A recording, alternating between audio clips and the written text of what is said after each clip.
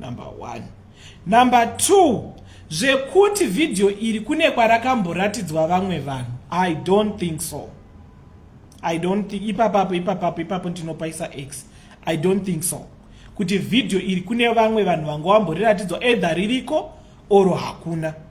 But vanhu vakatanga kubuda nenyaya pa social media, vanhu 2. Not pa social media. Munhu 1 akandifonera inini. Then pakazoitwa live na Sisi Melly. Ini ndanda kutozviziva because ndandatoudzwa chizita. Then Sisi Melly obva vaita live yavo. Vaita live after Sisi Melly vapedza kuita live yavo. I called Sisi Melly. Kana vari pava ngavataura kuti ndikunyepa. Ndakafonera Sisi Melly ndikati Sisi Melly, inini zita remunhu mamuchitaura ku live kwenyu ndikuriziva. Saka inini ndoda kunoritaura, ndoritaurere kana kuti ndikutya hangu kuti imimi ndandiri kuitira kuside kwa Sisi Melly. Ndikati ndikutya kuti imimi since mamatombobriefa nyaya a little bit but hamuna kupinda into detail.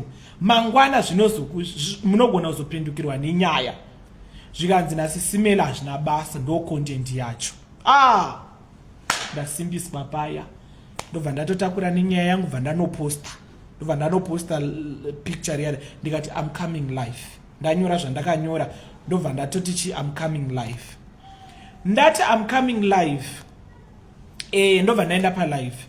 I think vanhu vandiri kuziva vakatanga kusvika pa live ipapo. In fact before ndisati ndauya pa live ndakafonerwa futi naMaikunda. Maikunda vanga vasingatombozive nyaya iyi. But Maikunda vakangotaurawo vachiti ndo zvawabata, enda kana uri zvauri kuda kutaura, ina I can't control you, enda unotaura. Maikunda vaingonde munhu wekuti angabvira kudhara achingondisapota, you know. Thank you so much for the stars. Maikunda vanga vagarawo vangoripo pakuita sei pakungondisapota, so she always support me achingoti okay ndoda kuenda pa live. Maikunda she called, in fact before ndisandatoenda pa live ndanyora post, Maikunda vakabva vaenda pa live. Maikunda vaenda pa live bva vasvika ubva vatotanga kutotaura. Thank you so much for the stars. Nhasi handisi kunyatsova, vari kuda kungoisa mastars sei but handisi kunyatsoconcentrate nemastars because ndinoda kunyatsokuti nditaure zvese exactly. Ndakadzikama ndiri very calm, ndiri chichi. Then Maikunda vakanga vari pa live. Inini after vaona post yangu vakabva vaenda pa live. Ndobva vaita sei, ndobva vatotanga kutaura, vanga vasina brief. Maikunda handinotombovaudza even nyaya yacho. Then Maikunda ndobva ndaenda pa live inini vanhu vese bva vauya. If I still remember that live, ndiri pakati pekutaura zvisina kana musoro, zvisina kana direction, zvisina kana chii. Munhu akatanga kukwira ndiSabina. Kobva kwakwira Sisi Melly. Kwakwira Sisi Melly ndobva vada kutanga kutaura. Vari pakutaura, vari pakati pekutaura paya vakabva vatanga kuchinjana mashoko vachinetsana. Vachinetsana ndobva ndavadropa vese. Ndavadropa vese vakatotukana. In fact vakatotukana pa live ipapo, vakatotukana. Then ndavadropa vese ndobva all of the sudden, that was my first time kuona anonzani koyo, kuona anonzani ko Zuva pa live pangu. Zuva akabva uya pa live. Zuva auya pa live ndobva ndatanga kujamba ndikati Zuva auya. Zuva obva asvika obva ati nyaya yauri kutaura ndechokwadi ende mavideo ndinawo asi madi mambomira. Thank you so much for the stars. Madi mambomira tozotaura nyaya iyi later. Madi mambomira pari zvino. Anditi ndobva ipapapa I think live yacho ainakanotomboita, I think yakangoita less than, I think yakaita 59 minutes. Yakaita 59 minutes. Ainotomboita kana ainakanotomborebesa live iyoyo. Yanga iri shoma, yanga iri kadiki. Ndobva ndatoita sei ndandatone confusion. Ndobva ndakata live. Tobva taenda kupage kwa Maikunda. Maikunda wakabva wabaya live. Taenda kupage kwa Maikunda. Ndobva Maikunda vaya vachitanga kuita sei kuanalyze nyaya yanga yaitika. Zvikanzi aiwe waitiswawo wadi vachingotaurawo zvavaitaura Maikunda vaya. Vaingotaurawo sekutaura kwavanosita mazose, you know Maikunda. Ubva vachitanga kuanalyze. Ndobva ndatonetsana nomwe musikana achiti Ndodo unoita basa rekubikira, hanzi unoita basa rekubikira. Nyaya iwewe tokuziya. nyaya iwa imubikirwa this and that this and that this and that. Ini ndandinewo base rekuti okay, now Zuwa abvuma kuti this is the true story. Thank you so much for the stars, guys. Then uyuwo anonza uyanga abvumawo futi kuti it's a true story anditi. Then ndakazotaura na then manheru acho ndakazotaurawo namai anzani, ndakazotaura na nemusikana uyu Mrs. Sunshine. Mrs. Sunshine that was my first time yekutaura na Miss Sunshine. Ndataura na Miss Sunshine vakanditi izvonizvo video ndinaro, but inini lawyer vangu vanditi ndisabudise, remind you kuti ndo madays avanga vachangoita sei vachangorelocata. Video ndinaro but handisi kuda kuribudisa because ndoda kurishandisa panyaya yangu, ameno nyaya dzavo dzekumapapers and some stuff. Varoda kushandisa that video panyaya yavo handiti. Saka ndikati saka imimi zviri kufamba sei, zvikanzi ndikutotaura nevakomana vacho vatori naro, and pirikisi wacho haasi kuramba nyaya iyi, ari kutoibvuma. Alright, zvinengei zvakanaka zvinengei. Then pakabva pazoitwa live. Paitwa live, you know kuti sometimes when you are loyal to someone, sisi female vakabva vandifonera kuseri wobva vandirekodha. Ndambokutuma here handina ofuchi kutaura chokwadi, sisi male havana kundituma, but ndakavafonera ndichibvunza kuti sisi male ko ndikanozvitaura hazvizokupisisei here imimi. Sisi male vakanditi ndo content yacho, kana ndichine pasisi male uyaya pamuzvirambe. I called sisi male after vabva live yavo vachitaura madimikira vachiti zvandaona ina handicharambire macelebrity kubva nhasi. Ndikafonera sisi male ndikati sisi male, inini munhu wanga mamuchitaura palive penyu ndiri kumuziva, asi ndiri kuda kubvunzawo kuti ndikanozvitaura pasocial media hazvizokupisisei here imimi. Mukati chii? Hanzi uri kutsvaga yekuvakadzi kutopfeka jestini kuzotaura zvine basa.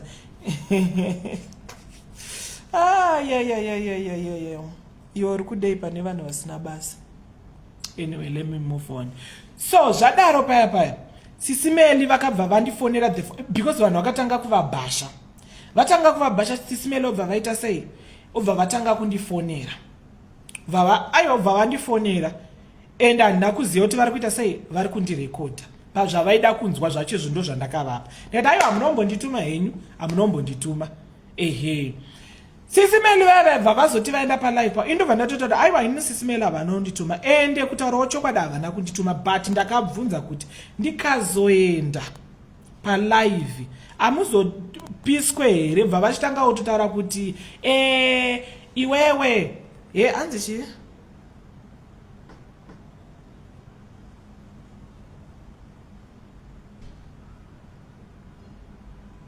Anyway, ndobva vachitanga kutaura sisi male vaya bva vaenda palive zvikanzi ndakutukwa nevanhu nekuda kwenyaya dzako and this and that and this and that and this and that this and that. Ndikauya ndikati aiwa sisi male havana havo kuita sei, havana kundituma handiti. Right, ndobva ndachidzoka kunyaya yaSunshine. Sunshine une mashoko avakataura, iwewe Zuwa haburi iwewe. Une nyaya yavakataura nezuro. Une nyaya yawakataura nezuro. Wakataura ukati iwewe number 1 hauna kuona video. I still remember again ndichitaura na sisi male ndichiti sisi male Zuwa anditi video anaro. Sisi male mukati no, Zuwa video haatorina. Ipapa ari kunyepa, Zuwa video haana zvachose. And I heard zvakare sisi male imimi muchiti video mangono kapisi kadiki pakona. Hamusi kunyatsa kuona kuti musoro here kana kuti igumbo kana kuti inzondora. But before manga musingataure henyu izvozvozvo. Ende munhu even wamanga mina wamakaona naye video haana kumbotiudzawo izvozvozvo futi. Akatotaura akati video ariona. Saka inini to my thinking and to my I don't know kuti nyaya iyi inini chaiko ndichida kutaura chokwadi pamberi paMwari. I don't think kuti video ririko. I don't think kuti video ririko. Video chairo chairo, even ma picture acho ari kutaurwa chaiko chaiko. I don't think kuti video ririko and the picture ririko. I don't think so. Number one. Number two, I don't know what was the story all about. Kana kuti zvaitaurirwei and zvaiitirwei. Kuti nditi zvaicreaterwa kuti uyawane mapepa kana kuti nyaya dzake dzifambe zvakanaka. I don't know.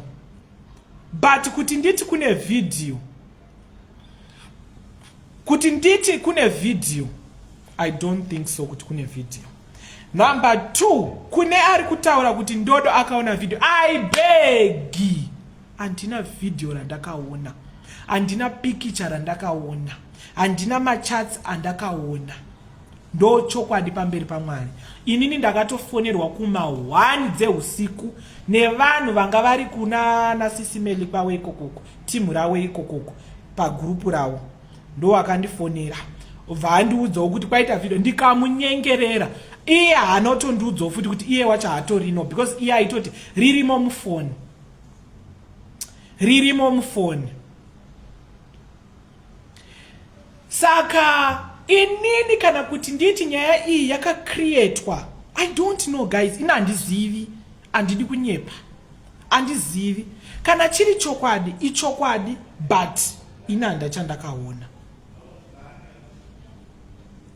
Kuti nditi chokwadi ichi chakafamba sei kana kuti zvakafamba sei, I don't know anything.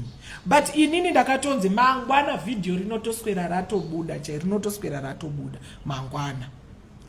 Anditi. Ende kutaura chokwadi pamberi paMwari.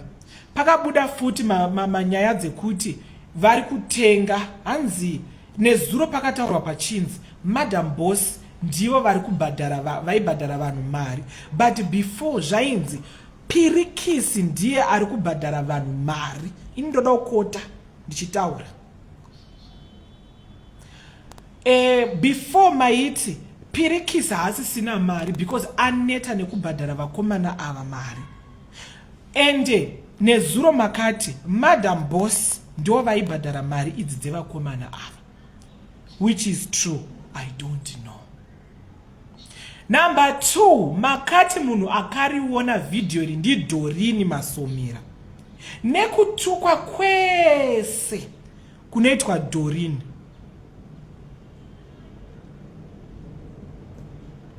Nekutukwa kwese kunoitwa Dorine. Nekutukwa kwese kunoitwa Dorine kuya. Left, right and center. Kutukwa kwese kunoitwa Dorine. Kutuka kunoita Dorine achituka Madam Boss. Dai video anga ainaro.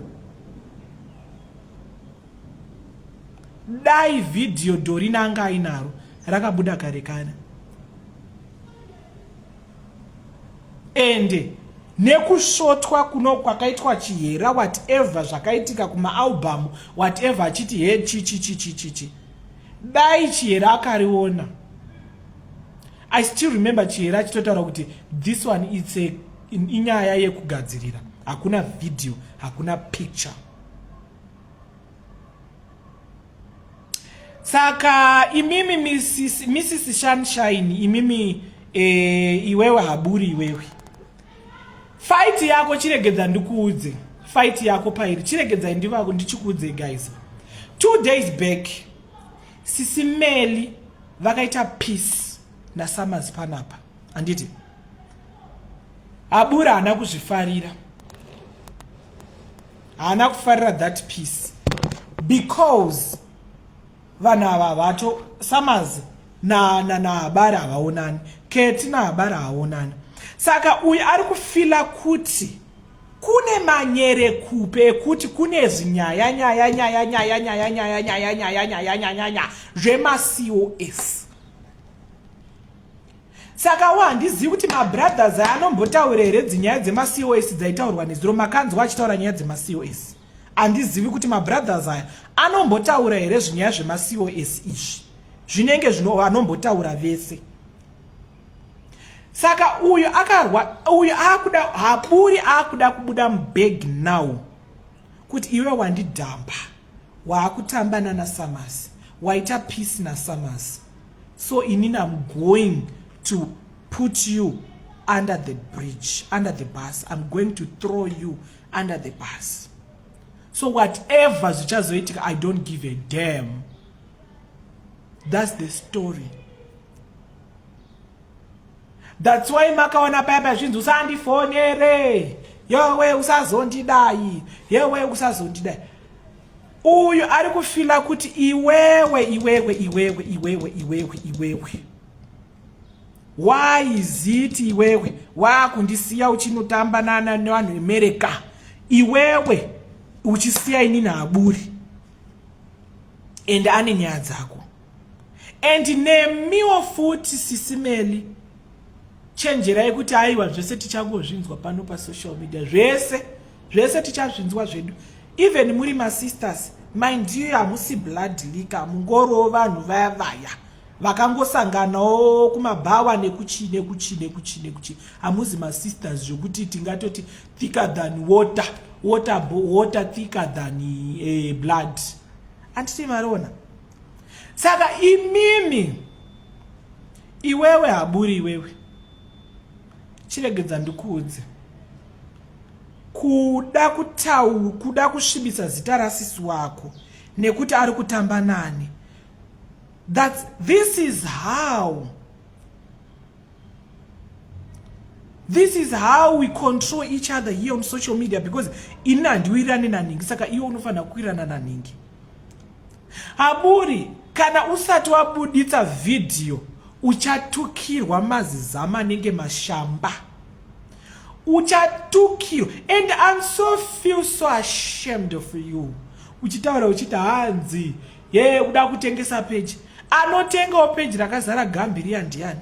Iro page rakazara mazigambi mastonye nachingodziswa achingo naivasikana. Anoda kupinda busy kudelete mastonye nako awaiposta pa page ndiani.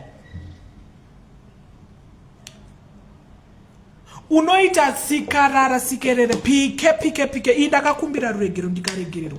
I was supposed to meet Madam Boss muso wakauya kunokuya, but ndanga ndisipo chete, ndo muso wandakaendoko kwandakaendoko. Madam Boss ndaida toende totaura bvunzai Queen of Peace warimo mu comment section.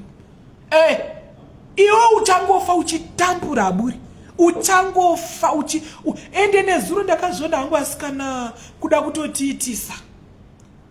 Kuda kutotiona kunga mabalance. Wakangoti kupinza mugia kudai, wangopinza mugia kudai, pakungo controller, hachisi kutogona kana nekudriver kwacho, hachisi kugona kana kwakusvika kwakutopaka pa side, zvikanzi zuwa anzani zuka hadi vanhu vano driver. Waida kuende pine mota yemurungu. Uda kutoona unge mabalance, une kana tsamba yekupinda mupharmacy wewe. Une tsamba kana yekupinda mupharmacy tisingataure kana zve license pharmacy je une tsamba inopinda mupharmacy. Waidaka wakaonaka kuti nyaya dzepolitics hadzisi kukuwanisa mapepo kati rega ndichinyatsoisa nyaya ine violence kuti uyu akanditorera murume wangu saka ada kutondiuraya kuti because inini ndikurwadziwa mukati memoyo wangu ndo nyaya dzawaida kushandisa. Manje kana ida ikati no. Mrs. Sunshine, Queen of Gambi. Iyo zimuri kudziklina ma 24 floors. And that's life.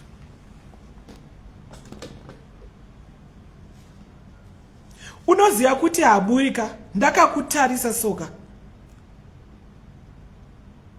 Ndikangokutarisa kudai you failed.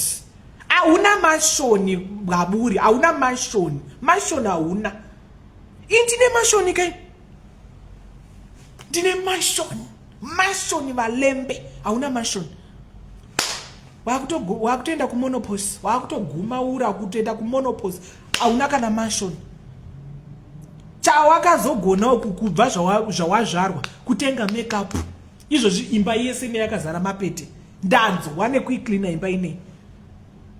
Imba ine yakazara mapete, makonzo, mapete, makaucha ako izvo zvakaita kucheneruka. Ende waizvita Miss Sunshine. Are you not even ashamed of yourself? Unoziya kuti iwe unozviti haburi habari haburi whatever you call yourself. Pana madam boss vanodonedza mafufu kudai. Iwe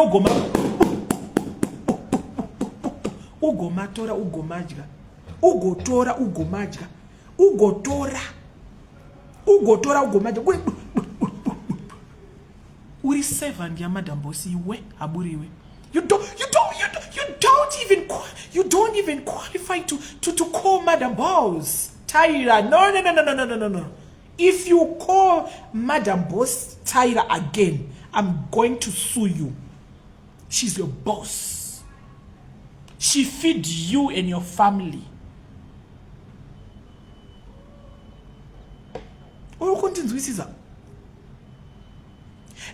Kana uine magrudges zako iwe haburi wewe. Kana uine magrudges ako iwewe aburi iwe ababuri une magrudges zako uine zvinya zvako enda straight kude utaure sezvazviri siya kuda kutsvagana nekuda kuswera uchiti izvezvo ndikablokwa namadam boss ndisati ndawaona. Why uchindisimudzirawo mhepo iwe?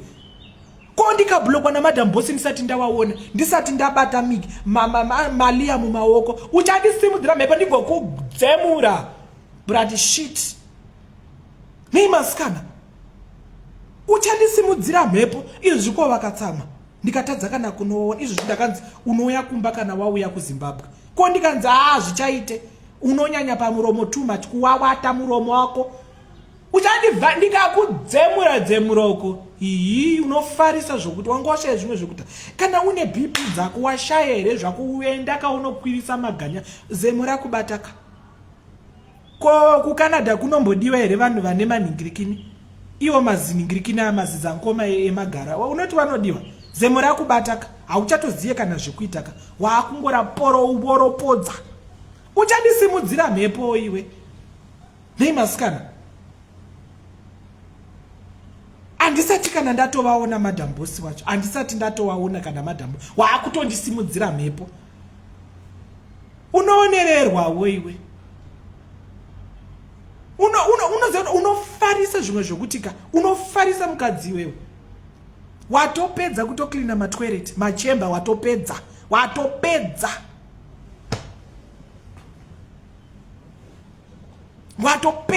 cheko kutoklina machemba watopedza zvokutoziya kutoti ewa iwe undikwanirewe musikana iwe. Uchandisimudzira mhepo ndigoshaya kana kuti madam boss ndozowaonera kudengeri kana kuti kupi. Andisati ndatovaona madam boss wacho anditi uri kupanzwisisa waakutondisimudzira mhepo ndinowaona rini?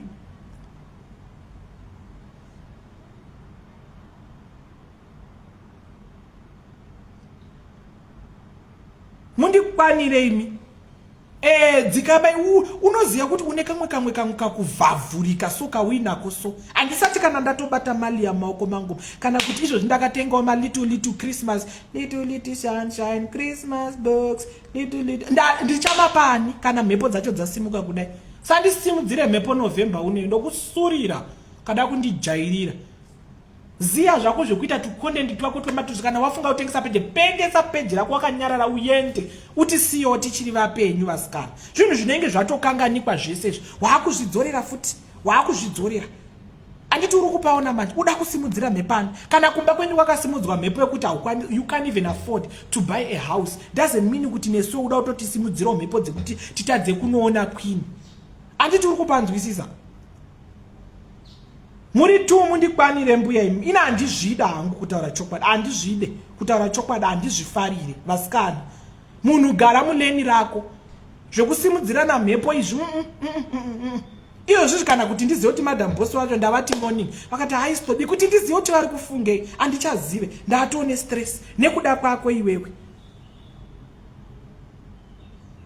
Anditi uri kupanzwisisa kuti ndizive kuti ari kufunga akanditsamwira madam boss havaoneki kaunenge wachingoseka kuti uzive kuti vakatsamwa kana kuti uchandisimudzira mhepo mukadzi iwewe waluza iwewe nyaya yako yawakakrieta yekuti uri kuda mapepa yatadza kaka kana kufamba zvakanaka. Iwe waakuchida kunditi manje tese tibva taita rosi ani ndo zvauri kuda wochifara manje tese tobva tagwandarosi, iwewo gwandarosi, ini ndogwandarosi. Vasikana musandisimudzire mhepo vasikana, ndichiri mwana mudiki vasikana. I want to meet Madam Boss. Sandisimudzire mhepo vasikana. Ndida kubata mali ya maoko mangu zvakaitika zvakaita. Usandisimudzire mhepo Zuwa in Jesus name. Uri muyedzo end of this month. Kwandiri uri muyedzo mukuru chaiwo chaiwo.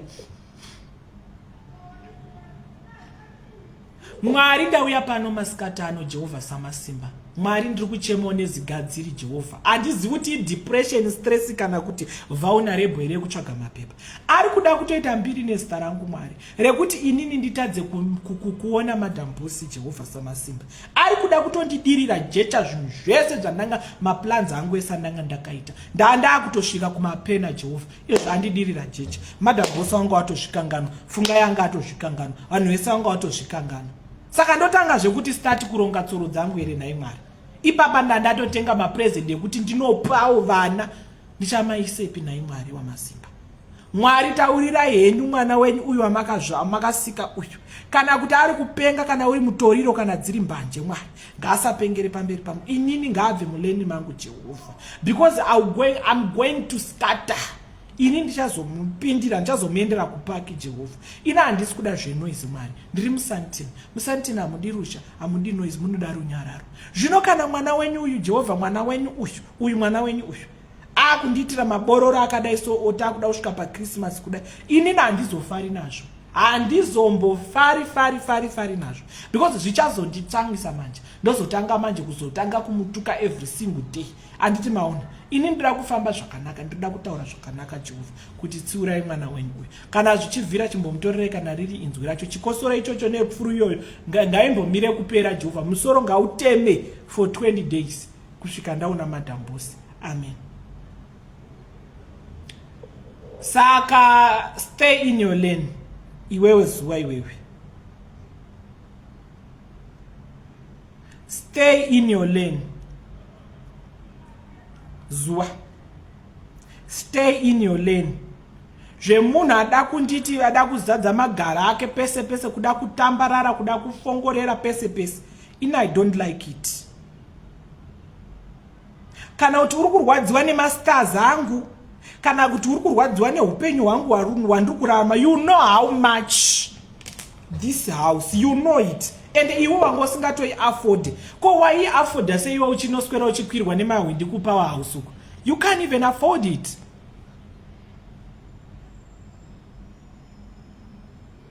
You can't even afford it because why iwe ukoona ini ndiri kugara imba ya waibhadhara nchiti kech every month. Iwe wanga waitadza kana kuafford. Wakatiza ukasiya mazisofa ako muno makazara gutu kumu. Ndakazviendesa kuCharity uko ndikati uye mutore. KuCharity uko uye mutore. Saka iwewe undikwanire iwe musikana unonzi Abari iwewe. Sade kundidirira zvinhu zvangu jecha. Ndikurarama beautiful life yangu ndiri musantini. Ende ina handidiri uzha newe. Ende handitambe newe. Handiti. Undiitire mushe. Handiti. Kana wakaita zvistapati zvako zvikatadza kufamba zvakanaka. Doesn't mean kuti neno unofana kundidirira jecha. Handiti uri kuzvinzwa. Ende unoziva kuti une imwe problem yauinayo Zuwa. Unemwe uda kuzviona kunga iwe uri tombstone ra everyone. Uri tombstone ra everyone kuti unongotsikirira everyone. Uri tombstone. Zuva. Habu.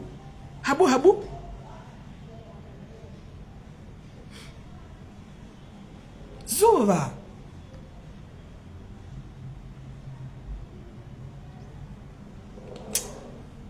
Undiitire mushe. Mumba muno makazara mapete ndakamufirita zvima zvake ndikazviendesa kuCharity ndikati uye mutore uendesai kuCharity uko. Zvaita kunwa kuti undiitire mushe iwe Zuwa iwewe. Undiitire mushe. Iwe Zuwa Haburi iwewe. Undiitire mushe. Ziya zvekudzisa nyini yako. Ziya zvekudzisa nyini yako. Ziya zvekuita zvinhu zvako. Ziya handinombobvira kubva zvawapinda.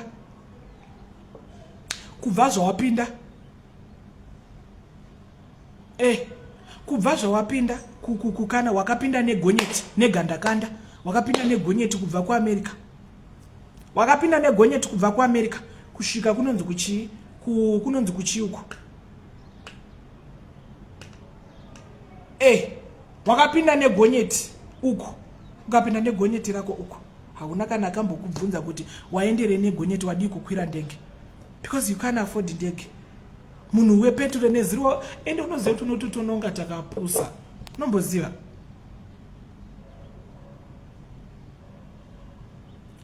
unototononga tiri madzubvrandi kana kuti mai mwana madhiraivhiro anga kaita kudai so mudhiraivhi wemota so ndakaona achisheka zvikanzi wada undipa tiketi unopiwa tiketi une mota here une mota unopiwa tiketi une mota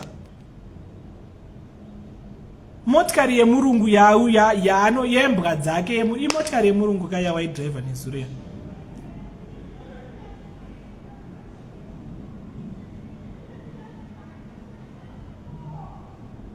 ukwanewe nyaya yesex tape guys ga munhu akatanga nayo chaiyo i1 munhu akatanga nesex tape munhu akanyatsotaura kuti akariona sex tape munhu 1 pano pasocial media hakuna mumwe munhu akazombotaura kuti takariona sex tape kana akarionawo zvemashuwa akarionawo kana asina but ndinewo mashoko andazonzwa ekutaura kuti hanzi ndakangoona kaguvhu kadiki diki ndakazongoona kamusoro kachingoti toi mheno ikokoko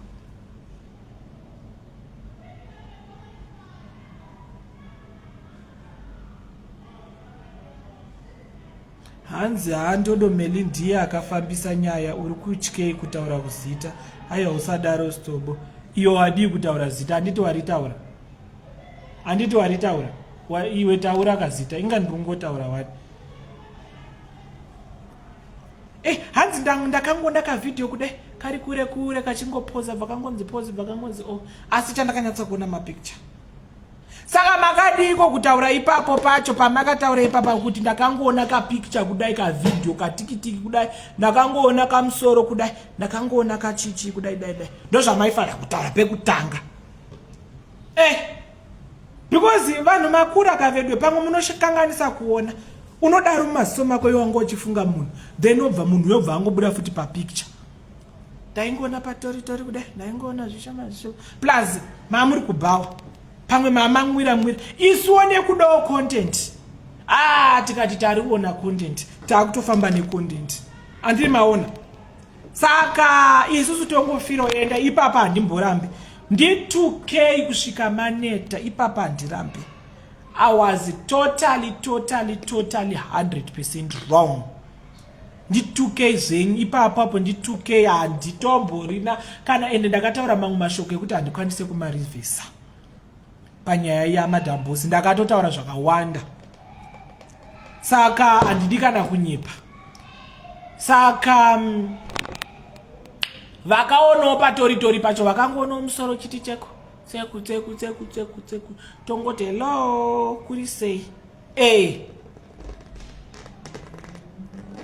hanzi ndakangoona musoro kuda ndakangoona musoro kudiki kungoenda pakona kuti ndobva ndangoona kuti tori kuda chinja ndanyatsa kuona mapicture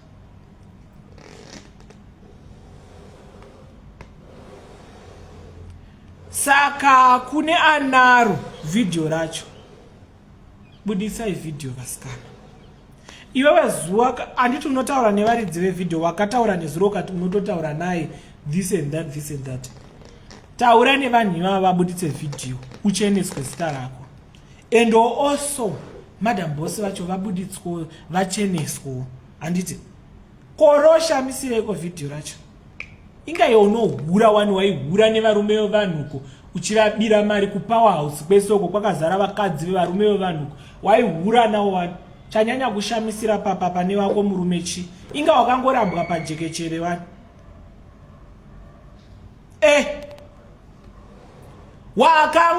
wakango this one it's a cooking story ndo chokwadi it's a cooked story It's a cooked story. That's the honest truth. Ngatiudzane chokwadi. It's a cooked story. Maida kugadzira mapapers enye kuti iwe wakatiza ku Africa because munhu wemukadzi wemurume wako ex inonzi chigirlfriend yemurume wako ari kukuthreatena kuti siyana nemurume neboyfriend yangu. I think that's the story all about. But hazvina kufamba sezvamaida. Canada yakabva yati no, toda for number dze girlfriend yacho iripo izvizvi, ungadzibuditse number dze girlfriend. Canada yakadzidzaka inyika iri well developed.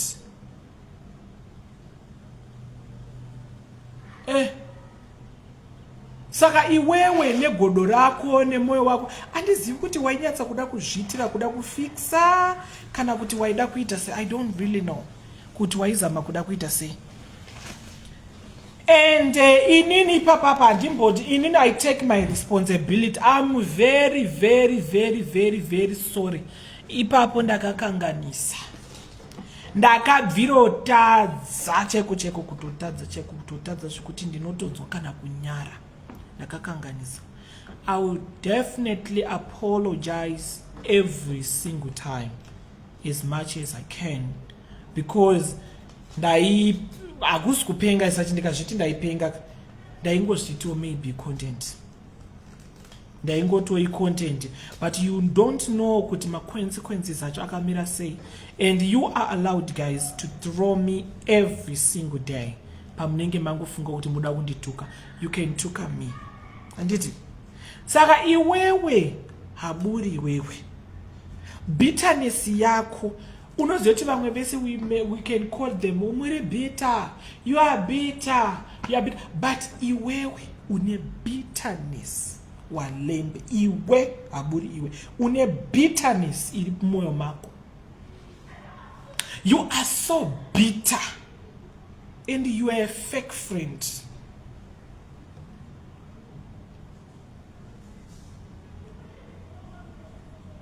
Hey, Anzichi, Anumatichi. Nation. Which nation are you talking about? Ndikakunzwa uchiti eben again. Eben tete.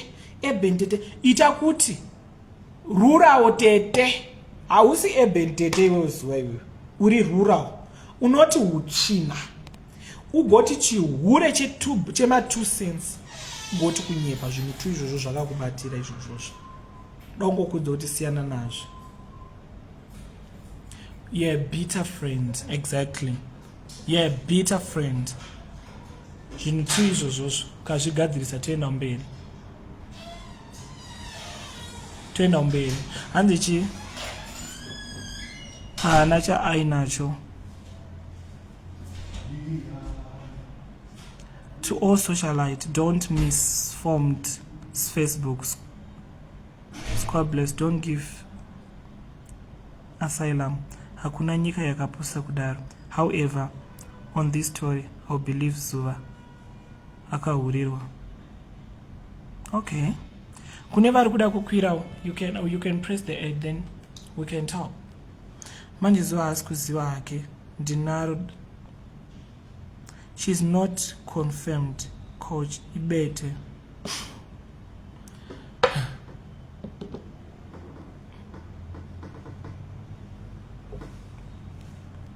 Who want to be added?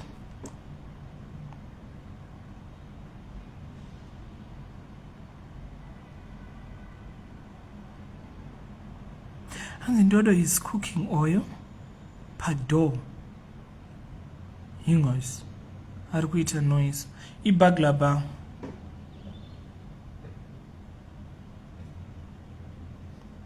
Zwa hapana. Ndodo wakaroora here. Do you want to marry me? Can you marry me if you want?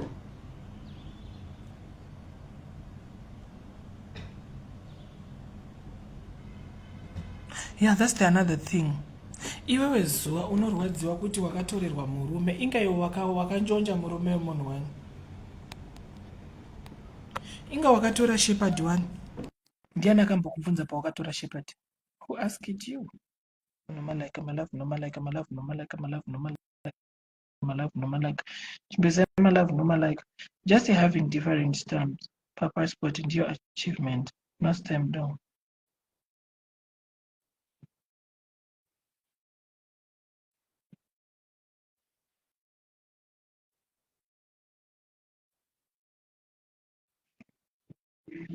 Havasi kutomboziva kana zvavari kutaura zvacho futi. They don't even know. Do you have enough?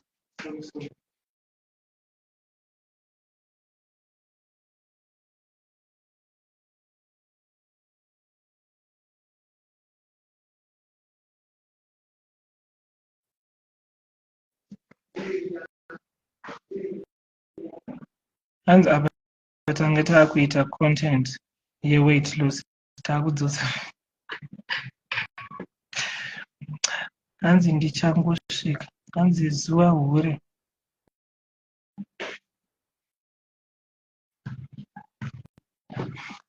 Okay. Vanhu vese vandiri kuzama kuedha iri kuramba. My sensitive. Okay, let me try to aid again. Okay. My sense.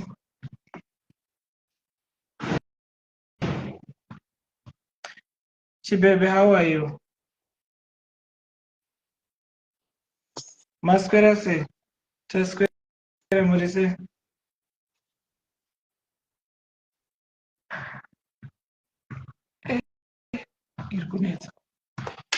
Anyway, vari kuda kuzoanalyze, or you can analyze. It's up to you, but let's just let it go for the sake of Madam Boss. She's very busy. Ndimi here, Pirikisu, one is Zuru. You ask who?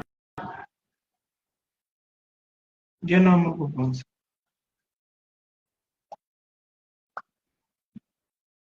Chimbondisire onyeredzi.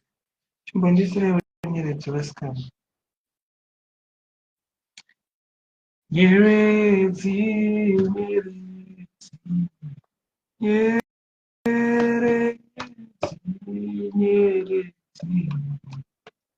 nyeredzi. So, to all snake family, to all snake family, guys, I know I wronged you guys many times, but forgive me. Ndiregerereyo, guys. Ndiregerereyo to all,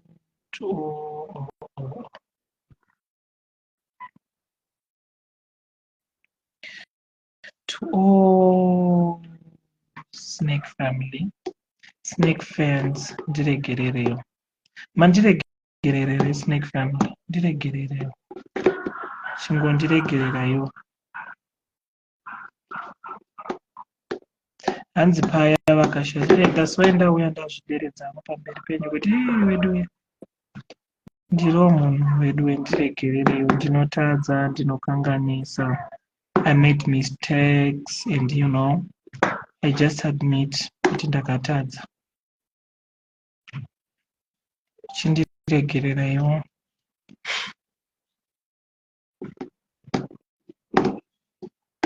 Chindiregererayo. You guys, you don't want to forgive me.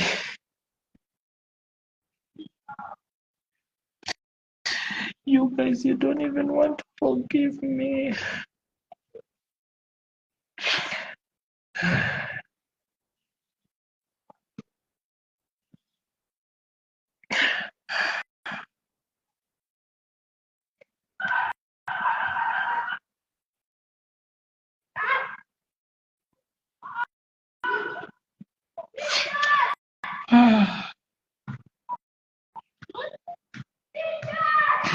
You guys, you don't even want to forgive me.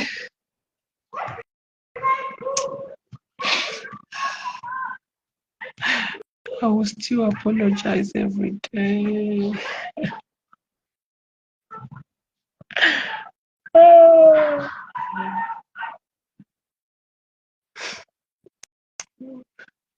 I'm expecting you to, oh, Stobo, oh my God. Oh, I love you so much. Don't worry, it will pass. Oh, Stobo, you're such a darling. Oh, Stobo, oh, don't worry, my sweet chocolate. Oh, Stobo, can I send you money so that you can go to lunch? That's what I'm expecting.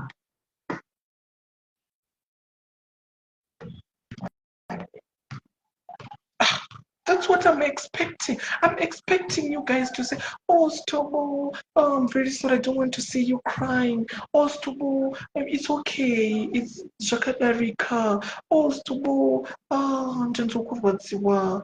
Oh, Stobo, Stobo, you know. Ndozvandikutarisira kwamuri. Guys,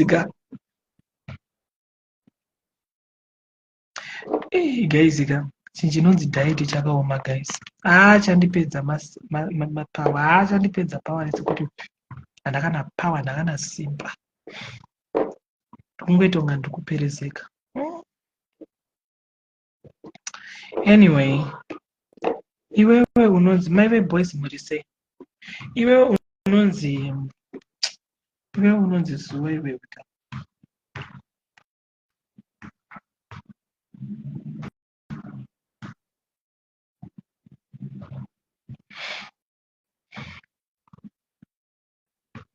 Iwewe unonzi Zuva iwewe. Wish you all the best. Guys, I'm on diet. So, kutora nguva.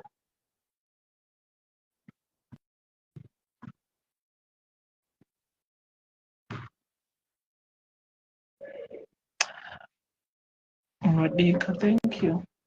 I'm on diet. Madam Bossy, the guys ndaenda kutosangana namadam Bossy kuno guys. But handozokwanisa because ndandisipo and ivo vakauya for just for one day. Vakangoita one night, the following morning vaidiwa futi kune imwe function. So dera nantu supposed kutoenda kuchechi kwacho chaiko chaiko ndanchida kutokuenda. But I couldn't. Titori bo guys, musatombondityira zvinhu ndiri bo. But I suspect kuti anenge batasa where hanzi musauya kusera muna here piki muri mubhoti wakaruma kutoti kana risina then tonyarara.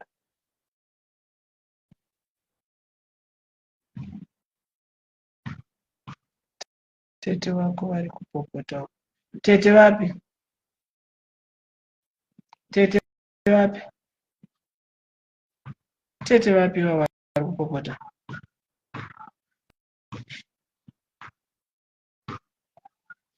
Tete vapi?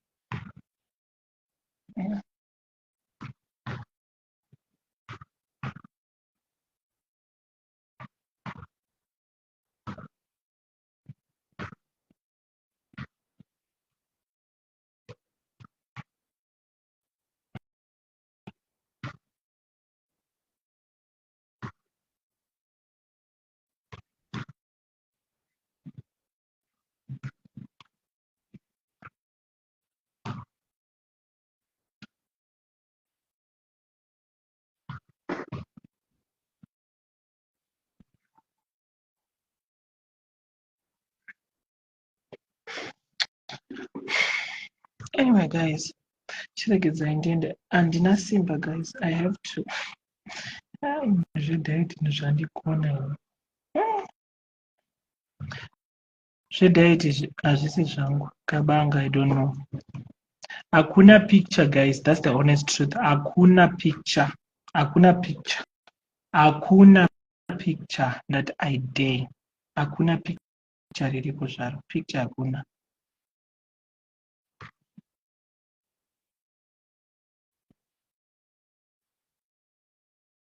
Hakuna picture ririko ndochokwadi. hakuna hako picture rireko, totongomirira uchi zvimwe ndozvamungatotota zvokuti hanzi wakabudisa kairo racho rekurumwa lipi yacho iro tipi. And unoona kuti ndopandoona kuti some people they are just fake. Why muri kuenda kuseri naye? Ende munhu ari kutoenda kuseri ndikutomuziya, ndiye akatanga futi nenyaya. Munhu ari kuenda kuseri ndiye futi munhu akatanga nenyaya. Iye same person ari kuenda ari kuda zvekuseri. Why kuda zvekuseri? Chimbovhirai kapana panyaya yacho ibva yangopera. Ko kuseri ndokuita sei? Vhiyai nyaya yacho pano. Munhu akatanga nenyaya ndiye same person ari kutaura nyaya idzodzi izvezvizvi. Ko chingovhiyai kanyaya yacho panapa ibva yangopera panapa. Uyo angotaura side rake uya ko mese mukangouya panapa chimbomutegai zuva wacho. Mutegei zuva wacho ti ambouye panapa. Tingotaure zuva wacho. Mutegei.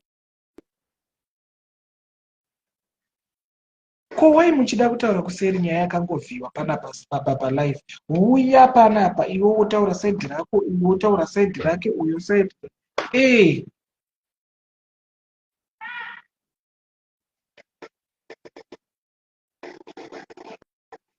And Stoba, I hope you are not starving yourself. It doesn't work kana uchizvinyima food. Saka ndofana kuti ndakambokubvunza ipepe ndikati ndofana andakana simba rangu rokupera. Ipapa kubva makuseni. Ndadya gaka rese ne lunch yenhingiriki inonzi yechi yema watermelon ndozvandadya chete kubva makuseni. Ndikunzwa mweya wangu uri kubuda bhijana saka izvozvo zvirega ndobva ndadya futi 2 slices dzechingwa dzine majarini ari recommended handiti ndingatofera kuti ndopera.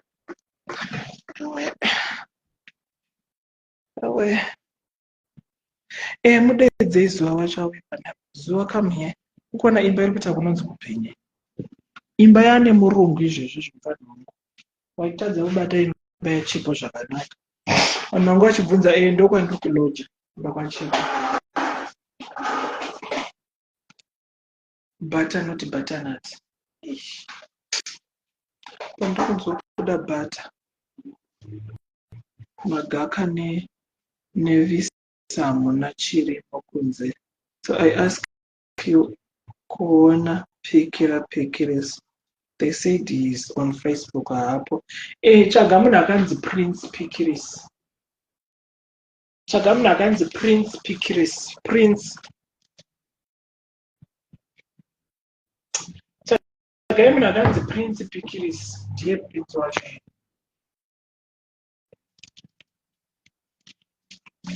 Asi chingwa ichi chiri recommended kachi. Ichi.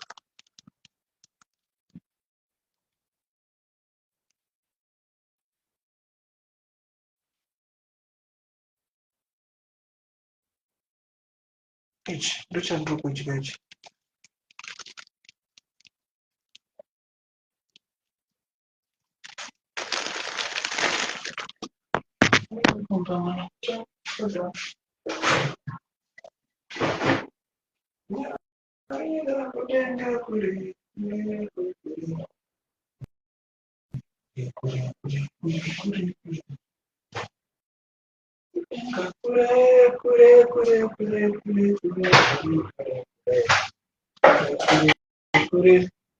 Kana ari wakadaro he is handsome. Eat my veggies, even cheese. Nemazai, not too much. Yes, the whole wheat is good. Usadye zvakawanda. Ndokotora kuri chete because guys I'm dying. For today, mbamuno mamuna mazai kubereka ndikoti kaponina kachitika.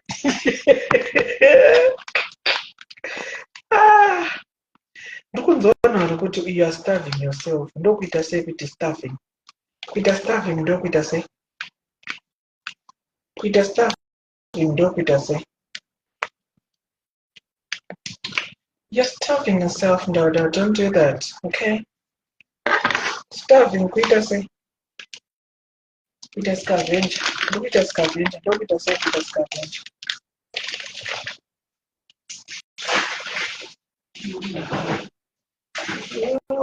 Kudenga kure chinosvika chete kana Mwari vatendera. Jesus. Kana Mwari vatendera. Unosvika chete.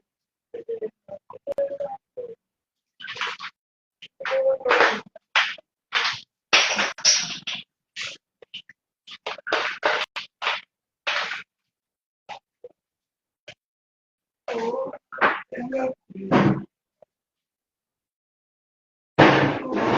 Kudenga kure.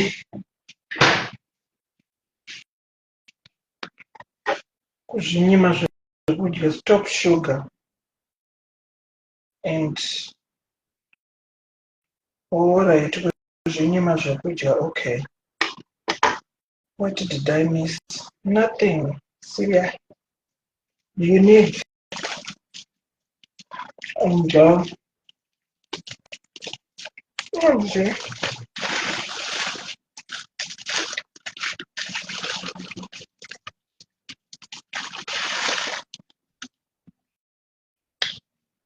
oh guys, ndo miu yangu kubva makuseni. Ndo miu yangu iyi kubva makuseni. Musati ndambodya kana anything. Saka zvichamupisa mapepa here. Maybe ndo zvaari kufunga kuti zvichamupisa mapepa.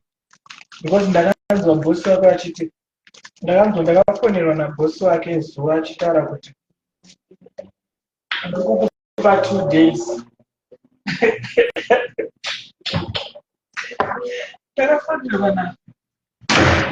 Ndakafonerwa nabosi wazuva. Ndakafonerwa nabosi wazuva achinditi, hanzi Polonisia iyo stobo. Your caption is vasikana. Chiregedzai ndingodyawo 1 for today chete. 1 kana vasikana. Ndinoipedza nekumhanya kwandichaita today.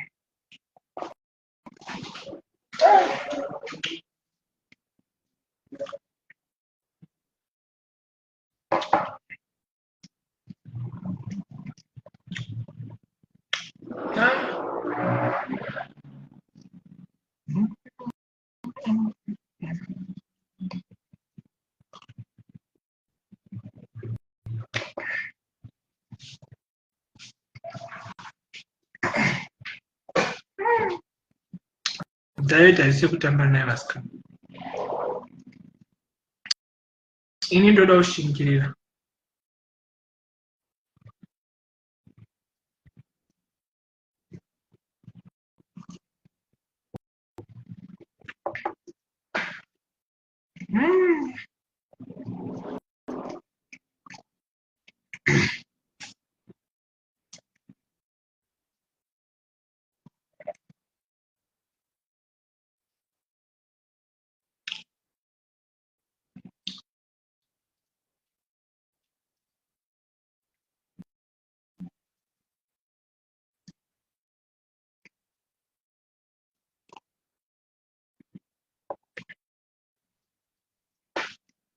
Fasting.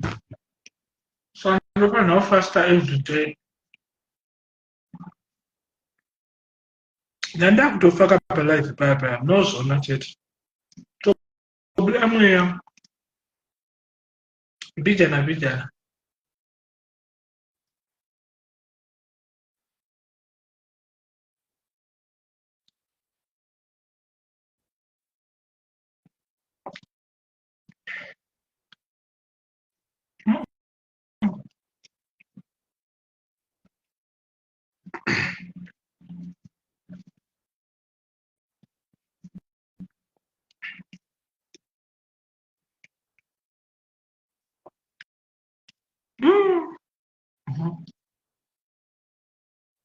Don't try this at home, please.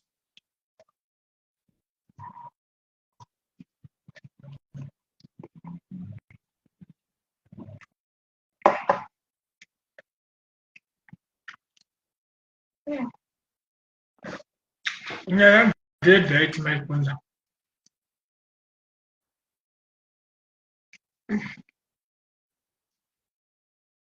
Mari naka.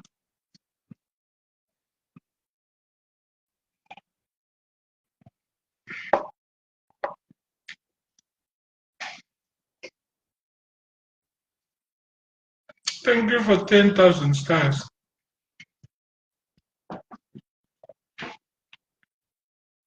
My kunda, I'm 80,000.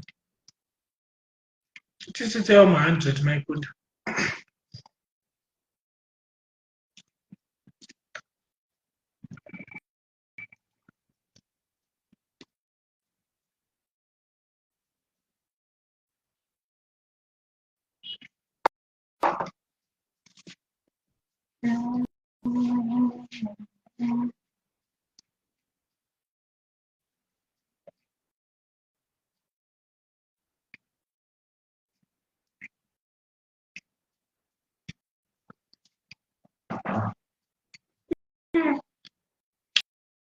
Magreens acho ngadhura memani.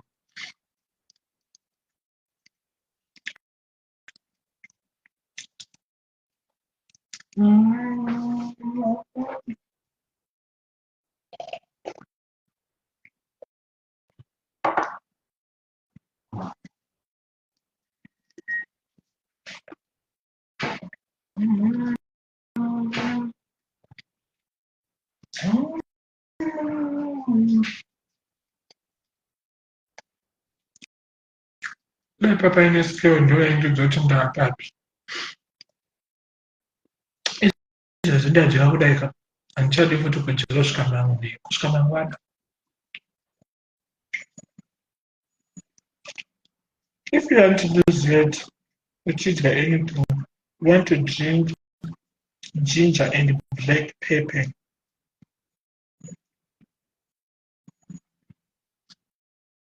Inonzi chimakope. Drink ginger and black pepper. Pepper.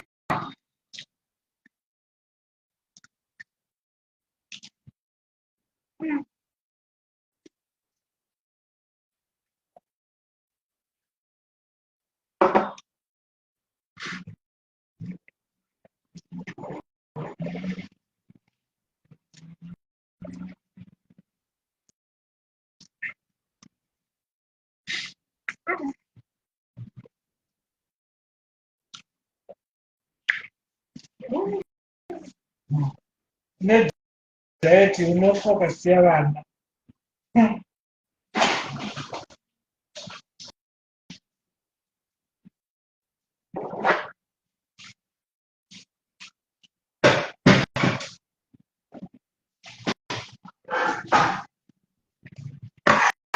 Iri kutaurwa namakwepedhe.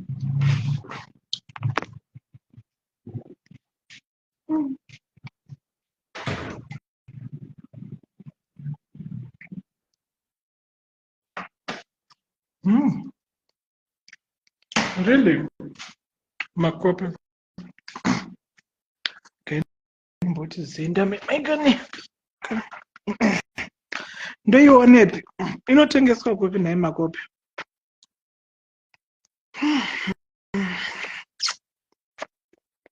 Five ndatodya chikafu chemanheru so far.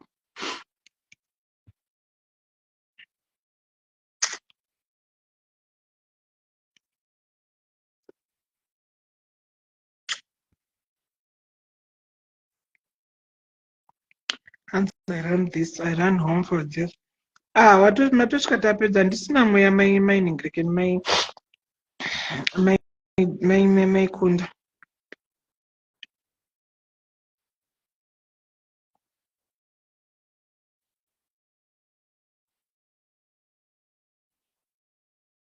Okay. Makafasta for how long? Checkers shop right. Woolworth, Pick and Pay. Nyora zita racho apa tondo. Nyora zita racho apa ndizonoitarisa. Inovava. Inonzi ginger and wait ndidire drink. Direi drink. Direi kana mukadiro 1 nemazero matatu ndinohwa simba vanhu 330 vari vanochungwa ndisema 50 50 50 stars 50 stars 50 stars.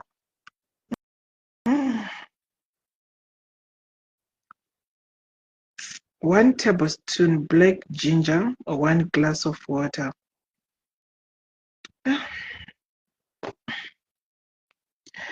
Anyway, and it's bitter. It's bitter, but it helps. I can't marry.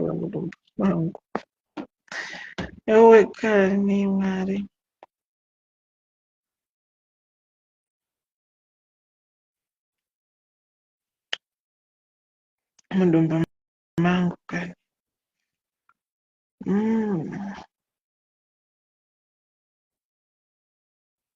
Zvandichafira palive Mwari nekuda kwediet uku.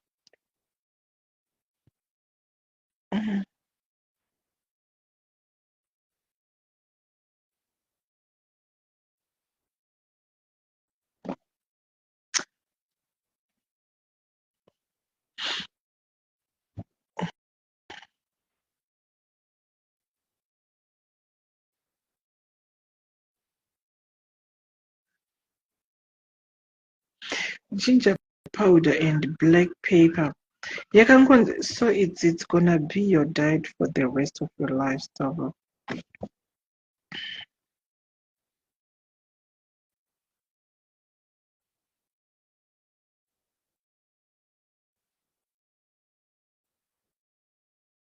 Mwoyo wangu uri kubuda.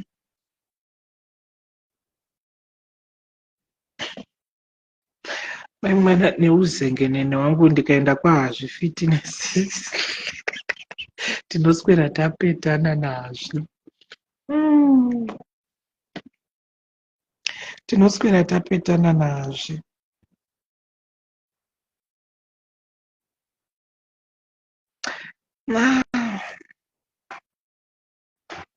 Zvakaoma vasikana. Anyway guys, Mwari ndo vanoziva zuva mwanangu. Gara kumapapers utsvage mapapers uone uchengeta ubereke. Mangwana anouya wazvinzwisisa.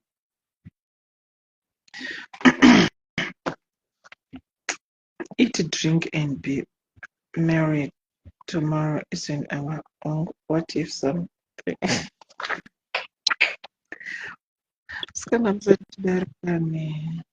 Yes. My couldn't. What's up, son? Ndaneta wena ndakuona ndiri kunesari kwako manaka. Nandakungoimba twinkle twinkle but nansisina focus. Ndiri padiet maikunda zvinhu zvakuchindisunga. Wakuda kufa here ko uri sei uri padiet aunzwe weight racho DIE? Sure. Munoita kuti mwiri yakaita kunonzi kufizuka. And then you're doing a wrong diet. We as personal trainers, we don't believe in dieting because it's in the word die. Die.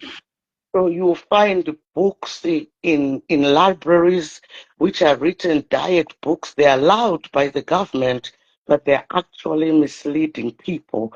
There is nothing called dieting. It's in the word. When you diet, you die.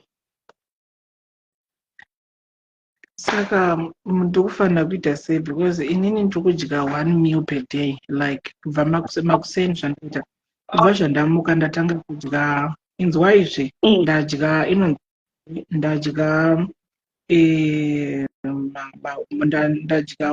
watermelon necucumber, then manje apa ndopandazodya 3 slices of bread.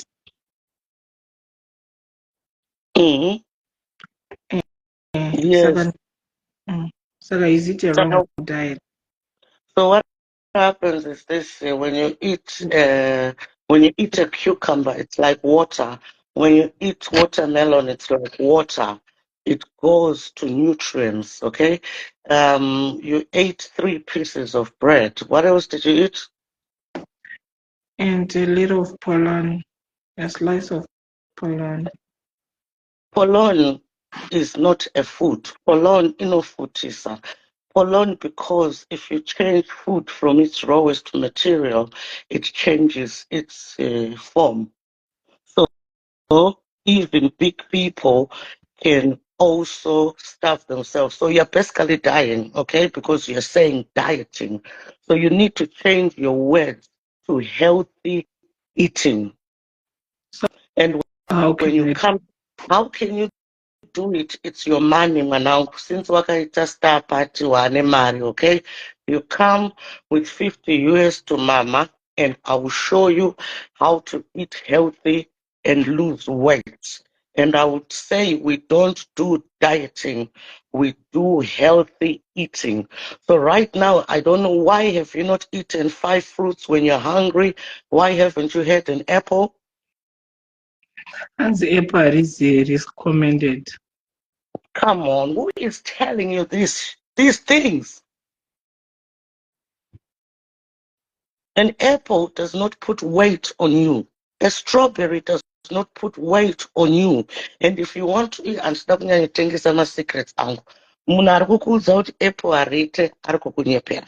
Munhu ari kukuudza kuti rambai muchinzwa nzara vari kukunyeperai, because ndipo paunozoita inonzi atrophy.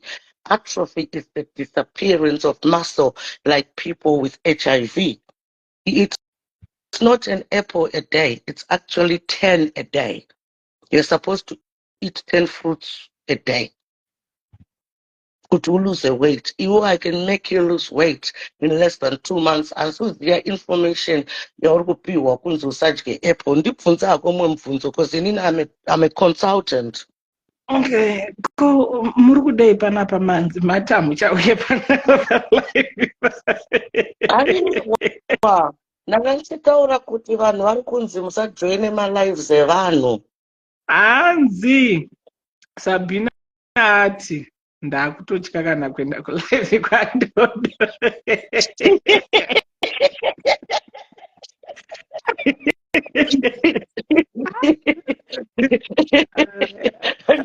Hanzi naboy 777. Hanzi ndikangoenda kwaNdodo ndikangonzwa let's go kamusuri kangu katanga kurwadza. Ndoita mapiles.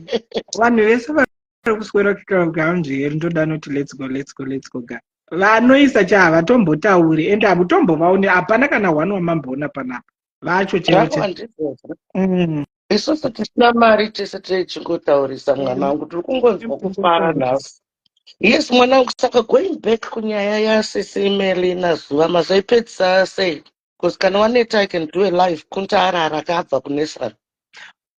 Oh, aiwa chiita henyu live mupedzise. Okay, but ndoda hangu kasamari kacho.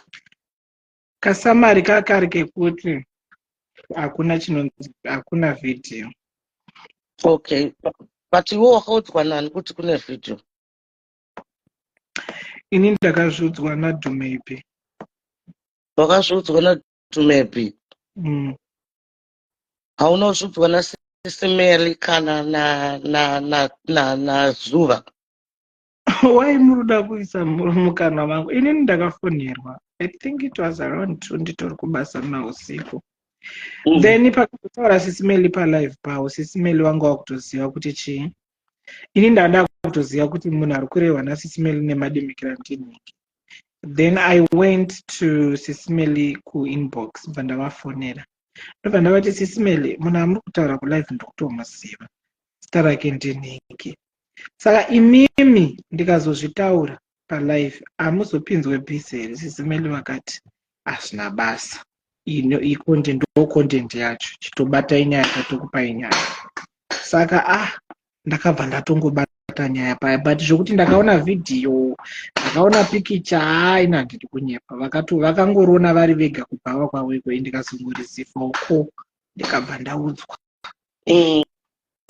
Zvatakaudzwa, saka live yangu ine basa remanje iyoyo yekuti ndiexpose kuti ndiDhumebi akakupa asisina basa ka, watopedza nyaya yacho, watopedza masports. Ini ndandazvinzwa kuti mazviudzwa. Imi maudzwa nani? Imi maudzwa nani? Makapteni kanenge achingondiudza nyaya, saka hazvichatoitapo. Ini ndandazviona kuti mazviudzwa. Ini ndandazviona kuti maudzwa. Imi maudzwa nani? Mati mune audio, chiplayai audio yacho. Pane vanhu 343 panapa 342 chiplay audio yacho. Taudzwa naZim Noisemakers kuti usaplay maaudios kwevanhu unoenda kwako unoplayera ikoko. Iwewe mfana iwewe takupa content enough, okay? Taudzwa naZim Noisemakers kuti hanzienda unoplayera kwako ikoko kana une nyaya. Saka kana uda kuidzwa live yacho iwo unouya kuzoinzwa kwangu.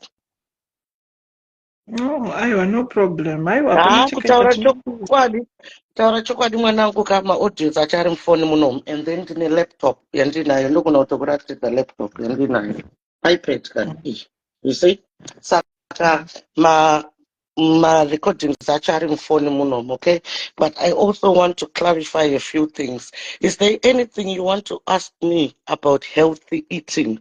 No dieting. Dieting, it means die. So you don't believe pane diet, right? Yeah, so what I want you to do, mwanangu, pamaria wakaita ye star party ye, unobvisa 50 US, okay? And then you write everything you eat, whoever gave you advice. But what I want you to do, I don't want you to go on any dieting for the next 7 days. I want you for 7 days, right? And then you write everything. Pisaka pawapina apa tichaona macomments evanhu. Yes.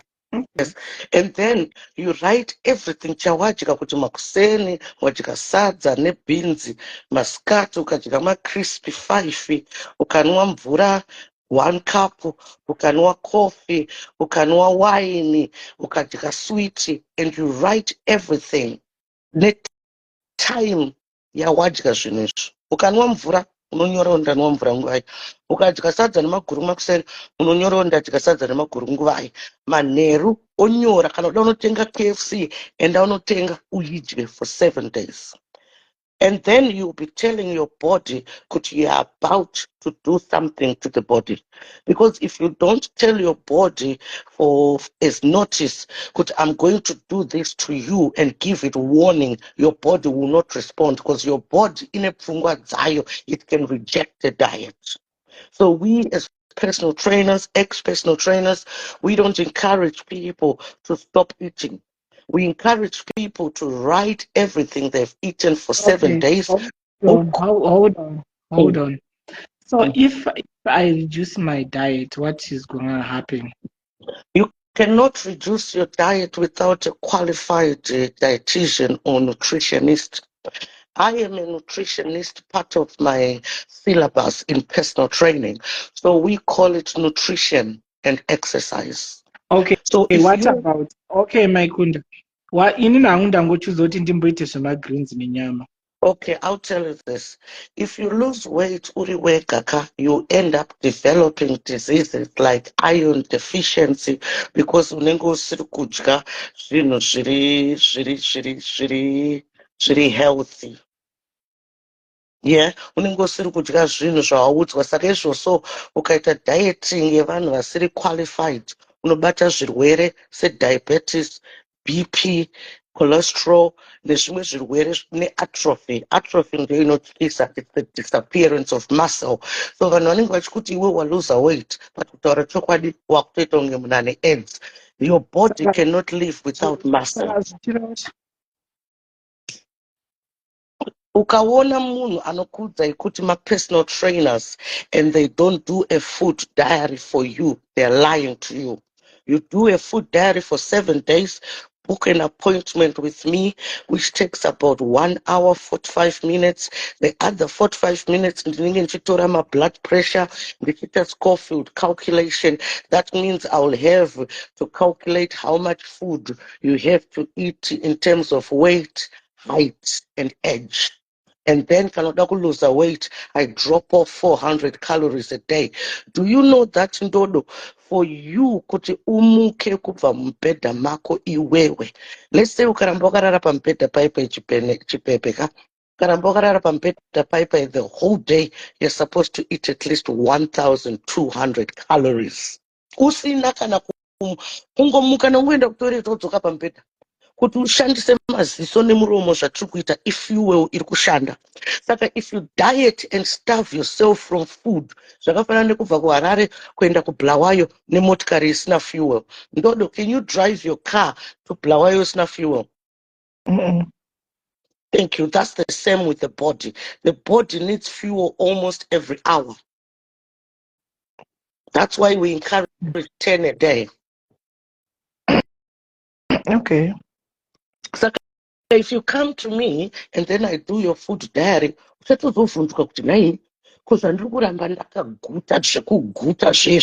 but why am I losing weight? You see? Saka ukaluza weight diet zvezve vamwe vanopedzisira vakupenga diet because unenge usina kutraina brain yako unenge usiri kuipa. You know, your body needs carbohydrates, Ndodo, and comment section. Your body needs fat. Your body needs protein. Your body needs vitamins and nutrients. All those things. You cannot live without bread. You have to eat bread because bread is the one which offers the carbohydrates. You cannot eat meat only. Meat is not used as fuel like carbohydrates. Carbohydrates ndiyo diesel, ndiyo petrol, ndiyo yekuri kusvitsa kuBulawayo. But ukaregedza kudya carbohydrates and you start using protein as carbohydrates, then unopinda muno inonzi ketosis. Unopedzisira wakuita pfari kana kutanga kupenga.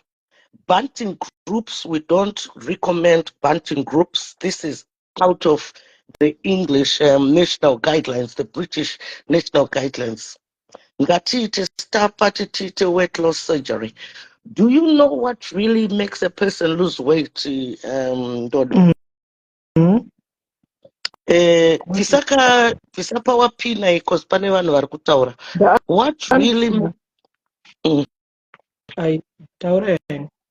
What really makes you lose weight is the muscle. Nothing else. Not dieting, healthy eating, not dieting. But what makes you really lose weight is the muscle. Saka ukadieta manje, uri kunyima body yako carbohydrates anoshandiswa sediesel nepetrol. Nyama kana uchidya nyama, it's not for fuel. Nyama, it's not for petrol. Nyama protein is to repair the muscle. And then fat is not for fuel. Fat is kuti udzirwe, insulation. Insulin or insulation. It's for insulation. That is fat. You cannot live without quality fat. Like we've got different types of fat, saturated fat and unsaturated fat. You have to have olive oil in your body or a choice of your oil yakachipa. You have to have cheese. You have to have nzungu.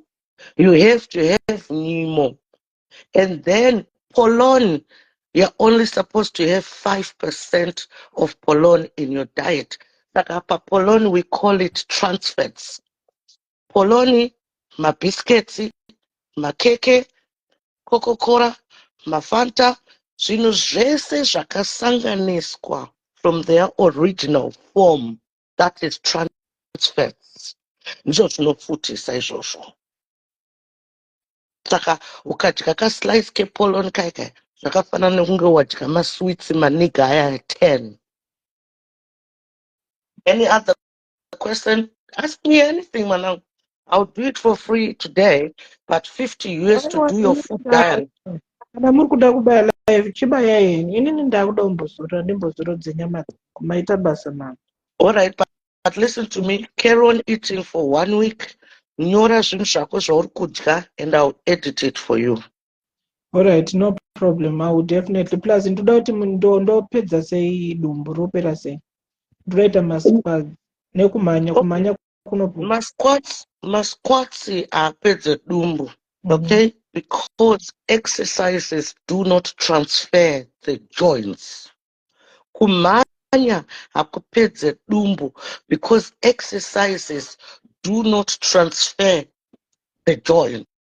Saka kana kumanya, it's an exercise for the heart and the legs.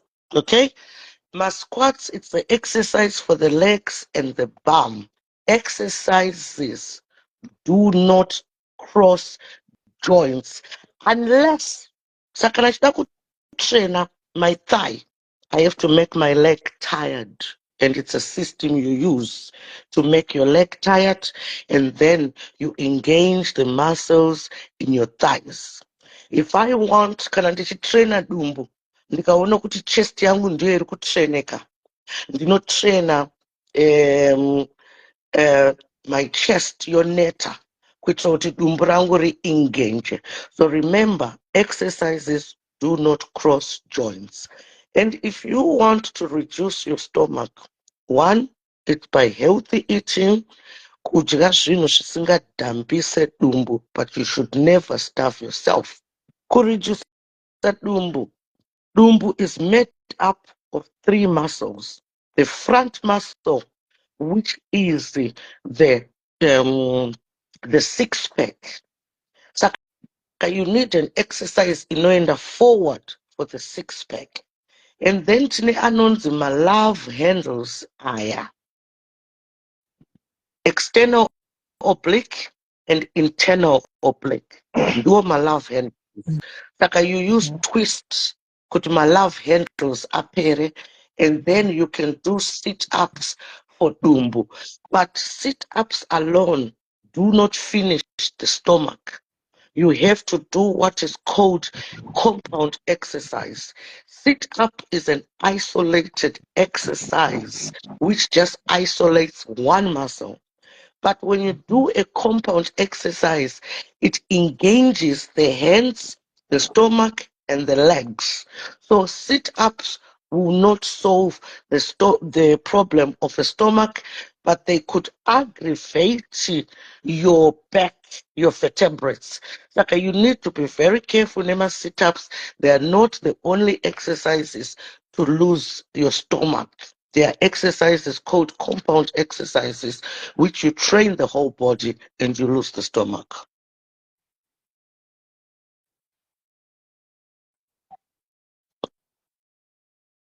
Okay.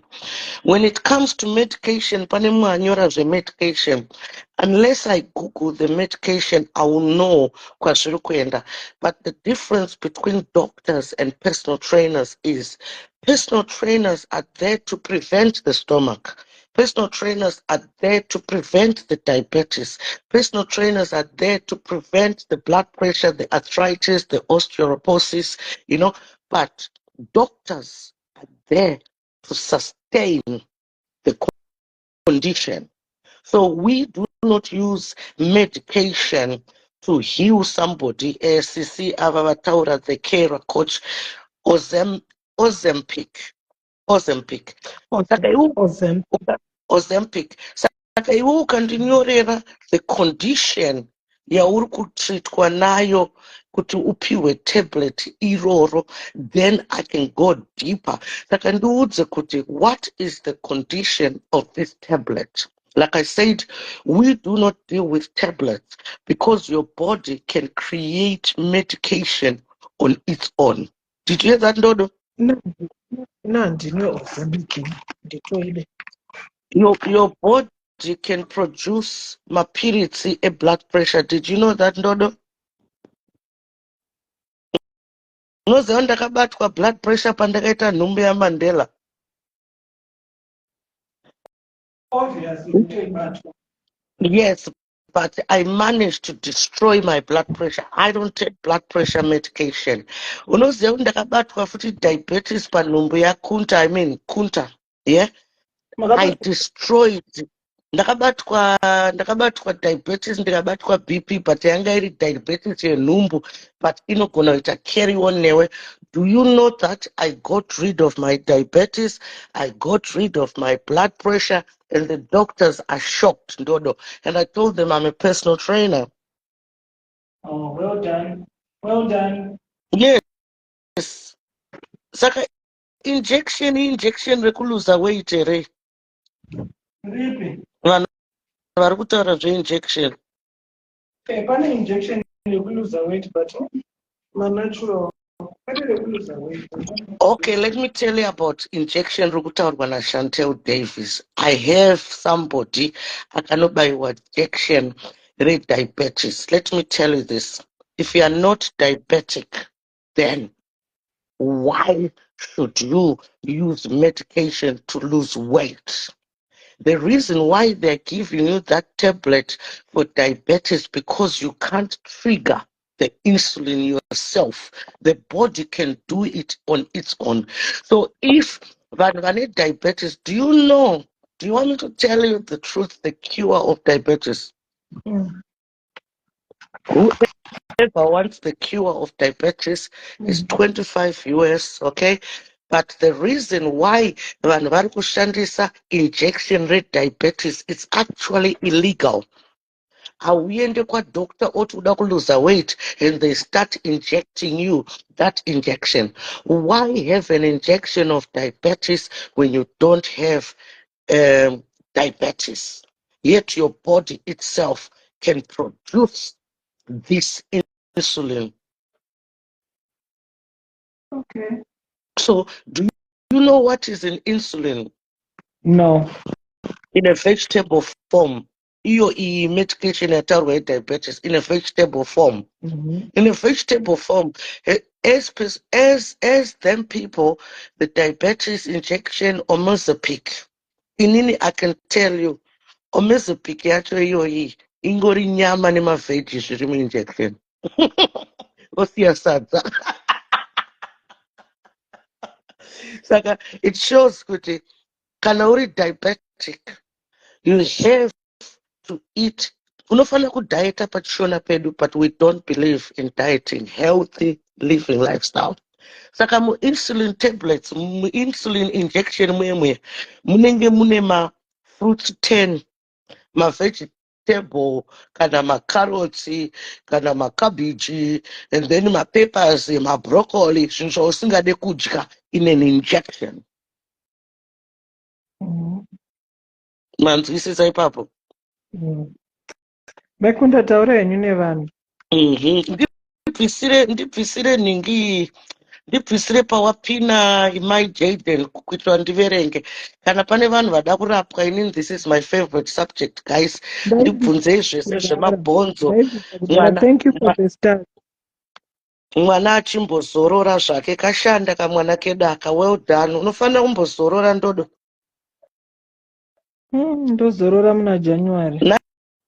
Ndodo ndianpinirewo the pinned comment. It's making us. Donai mudzoke futi maikunda. Pakato unpinwa kudhara. Donai mudzoke. Okay. So guys, thank you so much, mems. Thank you for the stars. Regaiti zvibaye Ozempic masides effect. Chamaona zvavo. Hanzi chii chamaona zvavo. Budai futi mudzoke mai nhingi. Hanzi wachamaona zvavo. Ko iye kupambiwa guys inonzi chii? Hanzi fat what? Fat low fat. Ameno inonzi chii? Fetus English.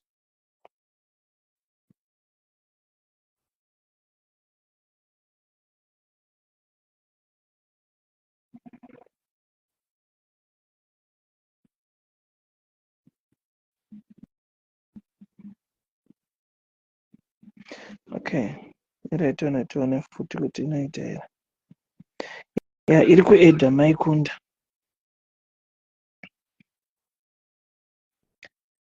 Zvimwe zvacho nejuice diabetic sadza nerezviyo mile. So hi no, how are you my sister? Anzina Clara Dobson, zvino diabetes sadza rezviyo millet remunga. Saka pane pandoda kubvunza. Mira maikunda musati maenda mberi. Ko mukaka uyu mukaka wakanzi wakakora chichi unoita here because dodya nesadza nhasi ndine nzara.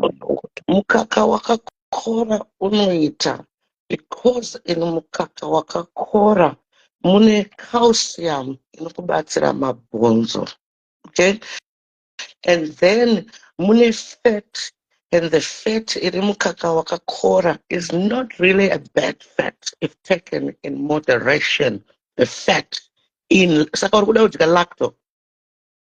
Ayo yakadongoita lacto but It's ine very low fat. good. It's very good. Ine What is ine low fat. yes, what is good, what is bad there is the sadza. So you can put sadza. Just do you know what a portion is, Ndodo? Mhm. You know what it is? Ngati mukudzidza kwazvo wacho. Handisati ndaenda kwazvo nazvakatanga kundita raakutogona kuzopetana. Okay. A portion. Imimi comment section itaika muchibvunza mubvunzo whether uri kubvunzira mbuya wako, murume wako, mukadzi wako. A portion, Ndodo, is the palm of your hand. Florence ataura kuti it's one fist. Saka sadza, we put it on transfers because the sadza rinombosikwa naMwari. Mwari akasika chibage. Saka uchida kunasodya zviri healthy zvinokuluzisa weight, unodya lacto, odya chibage. How about that? Orikuita kudya sadza. But it's impractical. Saka if you think kuti personal training and losing weight is not about being punished. Ukaona uchinzwa nzara, it means you're doing it wrong. And it means hauna kuenda. Because personal training and losing weight, it's an equation on its own. Totofanira kutonyora maths ndichi kucalculate iwewe, Dodo. Maths, it's tailor-made. You cannot use your own profile kuti ndishandisire for joyful. It's mathematics. Okay? Any other question, guys? Hamusi kubvunza zvinhu zviri important. Brown bread is better than white bread, but both breads are not bad. So you're supposed to eat 2 pieces of bread a day in the morning. It's very important. With a boiled egg, with baked beans. Even if you want, you can have a bacon, but it's quantity and quality.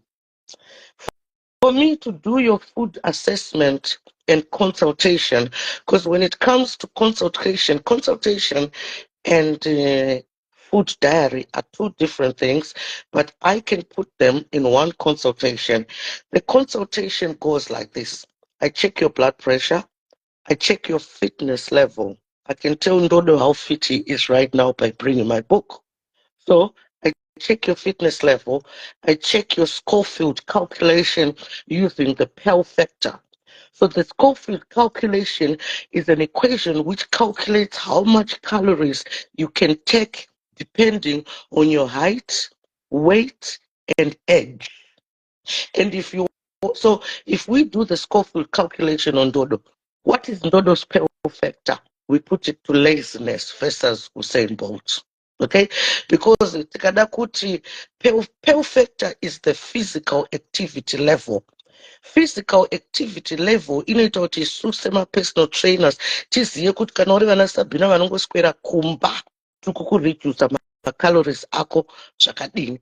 Saka zvinonzi kana uri Sabina anoswera kumba, you are at 1.2, that's your Pell factor. Saka chikafu chako iwe unofanira kudya 2,800 calories usingaite zvinhu 1.2. Saka Sabina anocalculator the Schofield kuti okay, Ndodo age, height and weight zvonzi chakati how many calories. Okay, Ndodo, you're supposed to eat 2,800 calories kana uri kugara kumba, but kana uri nurse zvinogona kuiswa more. Kana uchishandira mabuildings, your diet should even be more. Vanogona kusvika kuma 4,000. Saka kana uri munhu anogara kumba saSabina, zviri kunzi nemutemo usati watobuda pamba the whole day unofanira kudya 2,800 calories kuti ukwanise kuvhura maziso, ukwanise kutaura nemuromo wako, because kana uchitaura nemuromo kafuel waka kadhizelu kari kutodonha. Saka you're supposed to put it in. Saka 2,800 ndiyo yataurwa neSchofield calculation kunzi Sabina ndiyo activity level yake, ndo macalories anofanira kudya kuti agare ari healthy. And then obva kuti okay, Sabina uda kuluza weight. Let's now draw 500 calories from 2,300 calories. The reason why you should eat 2,800 for women and 3,000 for men, the reason why you should eat these calories is so that awunete awuzoita mental problems nezvimwe zvakadaro. Saka when it comes to dieting, you need a professional who will consult you, oshandisa calculation, and when you diet, any diet yekuti unonzwa nzara and inokupa headache kuti naindodye chii nhasi mangwana unotozopedzisira wane mental problems. That's why you need a personal trainer anongokudza kuti enda unoita chakati, chidzoka nefood diary yako, ndatocalculata food diary yako. Alright, kweiwewe wadyire chii biscuits iri, obva wachiti zviro zvanga zvirimo, not instead of biscuit wadii kudya avocado. You see? Not kweiwewe wadyire chii poloni iyi, obva wati kozi ndofarira poloni. Not okay, instead of poloni wadii kudya toast ne-baked beans kana kuti toast ne-boiled egg. Can you see how different a boiled egg is ne-poloni?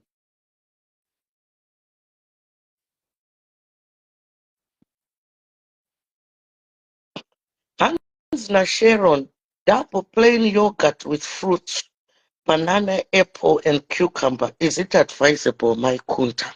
Okay. So if you put a double plain yogurt with fruits, banana, apple, and cucumber, it's very good for your body, Sharon. But how about kana urikuda kuita zvenyu dieting, we call it healthy eating. Kana uda kuita dieting, please allow me to say dieting for now, but it's not a good word. Dieting is die. Saka iwewe kana udaita dieting, why are you eating double plain yogurt with fruits in one setting? Kwadi kudya plain yogurt yeka na 7. And then kana wakunzwa nzara na 9 obva wadya banana, kana kuti na 8 obva wadya banana. And then kana wakunzwa nzara na 9 na 8 obva wadya apple. Watanga wadya na 7 o'clock wadya plain yogurt, 8 o'clock wadya banana, 9 o'clock wadya apple, 10 o'clock wadya cucumber. Can you see how your stomach remains full without just having 1 cup of smoothie? Saka we should separate our foods. We don't believe in smoothies because smoothies can make you fat. As much as we say fruits don't make you fat, but too much of everything can make you fat. So instead of putting 2 fruits, 10 fruits in one setting, yekuti unenge uchiblender on 1, why can't you separate the fruits or adya zvekuruma 10 times a day? Therefore, your stomach is to remain full. So dieting, the trick in dieting is to remain full without eating dangerous foods. Ndizvozvo changamiriro mukuti imutori personal trainer. Hans na Melody, naisabhina anesurwishi. I cut my gym time and gain weight. My food didn't change, only cut my gym time. So this got me confused. Plus, please explain which is better, cooking butter. I'm sorry about that. Okay, please explain which is better, cooking butter or cooking oil. Okay, to start off with, everybody can enter the gym and everybody can spend 5 hours in the gym. And somebody will go in the gym and exercise for 45 minutes and they've targeted all muscles. Because when you go to the gym, you're actually supposed to exercise 3 parts, which is the chest, the stomach, and the legs. And you're supposed to adhere to your prescribed exercises, right? And then so cutting time to the gym does not mean you're not exercising. Going to the gym for a long time does not mean exercising, because you could be going to the gym ungoperekedza vamwana obva wabuda mugym ouya palive panapa Gym. No. For 4 hours, somebody can go in the gym for 45 minutes and can produce more than somebody who's been in the gym for 4 hours. When it comes to cooking butter and cooking oil, cooking butter, it's like lard. That means it changes its character when it goes in the stomach. So when it goes in the stomach, it becomes like cheese-like. That can cause cholesterol if you don't eat it as a trans fat. A trans fat, you're supposed to take 5% of trans fats in your diary. Okay? So remember, you still have 95% to eat. So cooking oil is called saturated fat.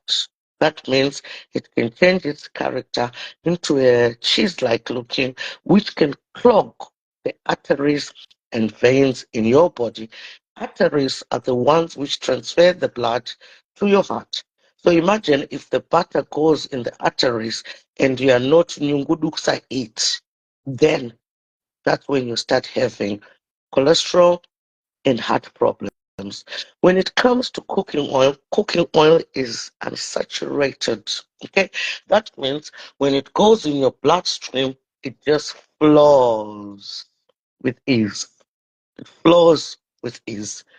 That does not mean you shouldn't eat butter, but use butter as a treat. It should be 5% because ukanyimwa kunze udye butter, body rako rino reject. Always remember, your body thinks on its own while you think for it, but it can also reject. Does running help in losing weight? Running helps in losing weight. It depends what age you are, but you need to be careful where you run. Because if you run where there's pavement and there's tar, you will have problems of knees in the long run. So it's very advisable for people to run on the grass. Okay? Does running help you lose weight? Okay. It's Okay. like Usain Bolt and Mofaro. Mofaro runs for a long distance to lose weight, and Usain Bolt runs for a short distance to lose weight. What is the difference? The difference is Mofaro anomanya 26 miles, anomanya slow. So by the time you lose weight, you will lose weight, but you have to run long because you're using what is called the anaerobic system, where you breathe in and out and run for long. Like you start losing weight maybe after about 5 kilometers. And then you've got Usain Bolt. Anongomanya ukuthi 10 seconds. Uvona ingotheto simba.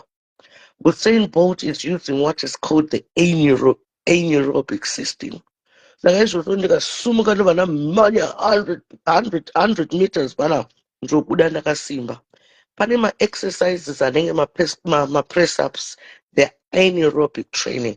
Saka ndikakuitira 10 press up apa ndosumuka futi ndakasimba. Saka running, yes, it makes you lose weight, but so is anaerobic system, which is weightlifting, sprinting, and so on.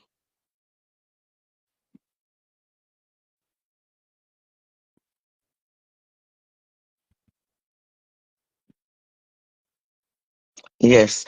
Saka ndakungodzokoredzangu kuti ndione munhu wandisina kuverenga panapa. But I think that's it for today. Hamuna kubvunza how much water you're supposed to drink a day.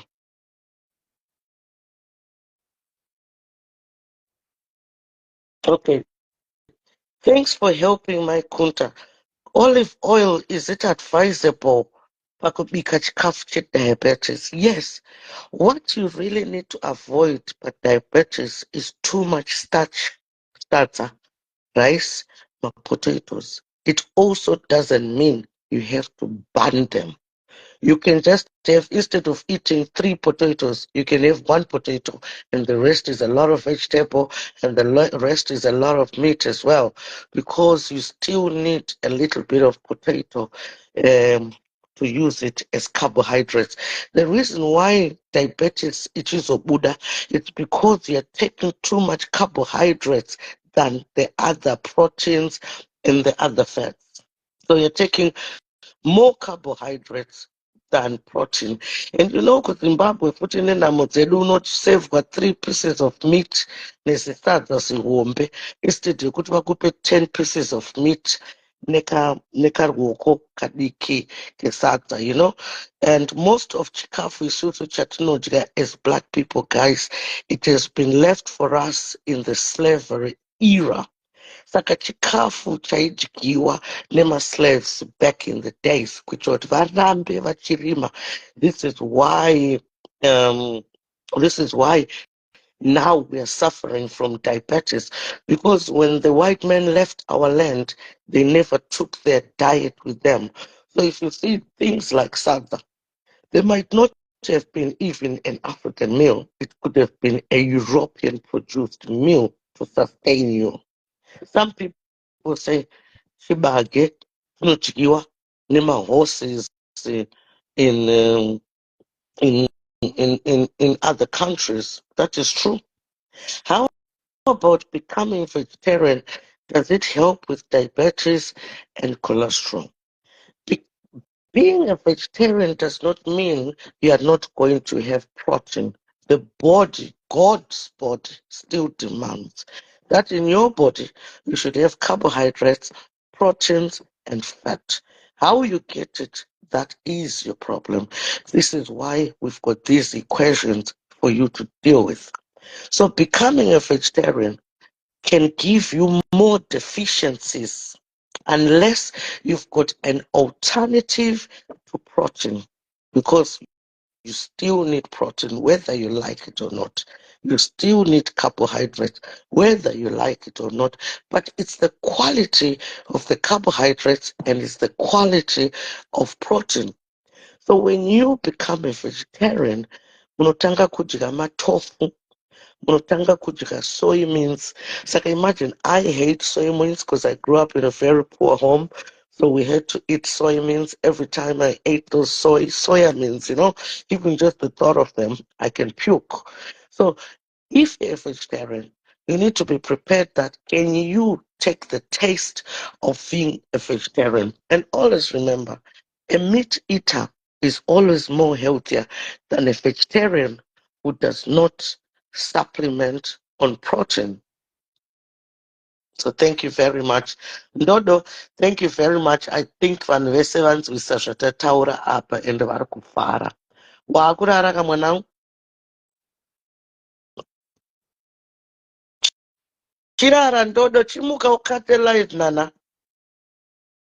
Kamwana kedu aka akashanda wena.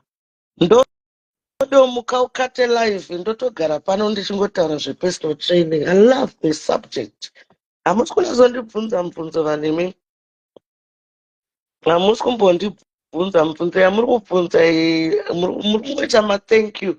What are you thanking me, Rutendo? Yet you can ask any silly question. Huh? Aiwa pana pachatorarawo but ndichazobva hangu. But vana blessing hamusi kundibvunza mubvunzo yemi. Water. Okay. Our body is made of 75% water. You are supposed to take 2 liters of water a day without failure. And you're supposed to take 10 fruits a day. So imagine if you take 2 liters of water, even chimfana icho pamwe chine nzara because hachina kunwa mvura. Hatina Samantha asikana harara nenzara yediet. Co-arthritis inodawo food yakadii. Okay, we all need the same foods, whether you have arthritis, whether you've got blood pressure, whether you've got diabetes. But you will realize that if you go for a consultation of the food diary consultation, once watongoluza diabetes kana BP, unoona arthritis food unoluza, dumbu unoluza, you become sexy as well. You understand? So for some reason, The same food you use to reduce your diabetes is the same food which will solve your arthritis and your blood pressure and your cholesterol. That's it.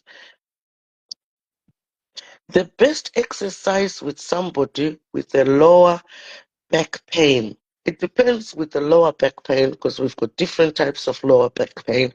We've got sciatic nerve, which is the nerve which passes 3 joints.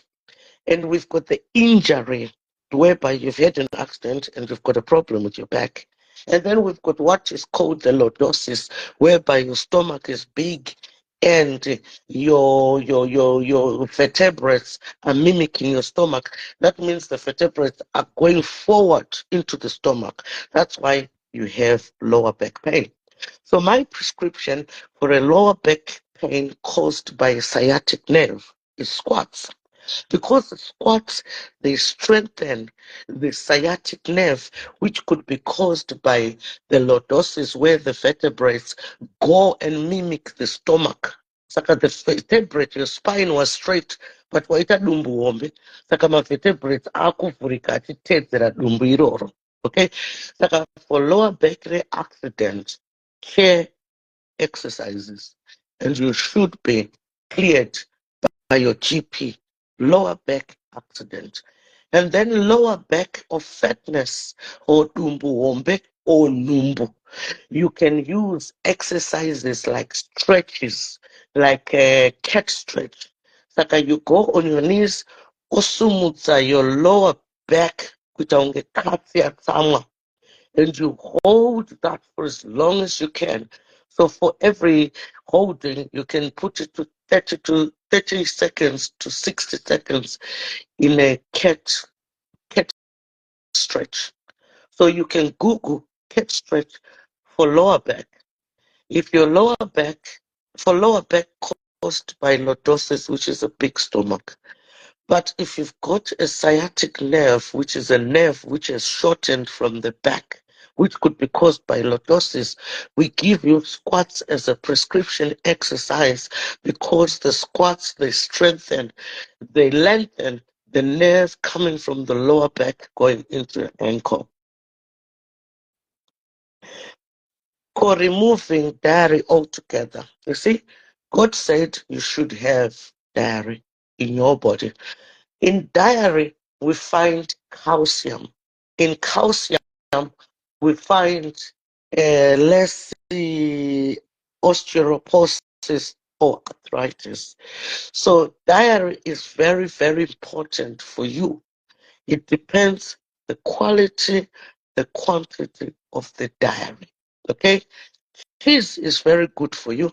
Cheese falls under 5%, which is the trans fats. But milk falls under, milk falls under dairy. And cheese falls under dairy and trans fats. Okay? But you cannot live without dairy unless you've got an alternative, a supplement. Then you can live without dairy. How much do you charge? I want you to help me. Okay. You know, the charges, Usain Bolt's personal trainer charged £5,000 an hour. For me to give you the information which I give you on a stronger level, the one which I think we Africans need, the ones which I think we Africans need, it's food diet. Guys, I love you. Bye-bye.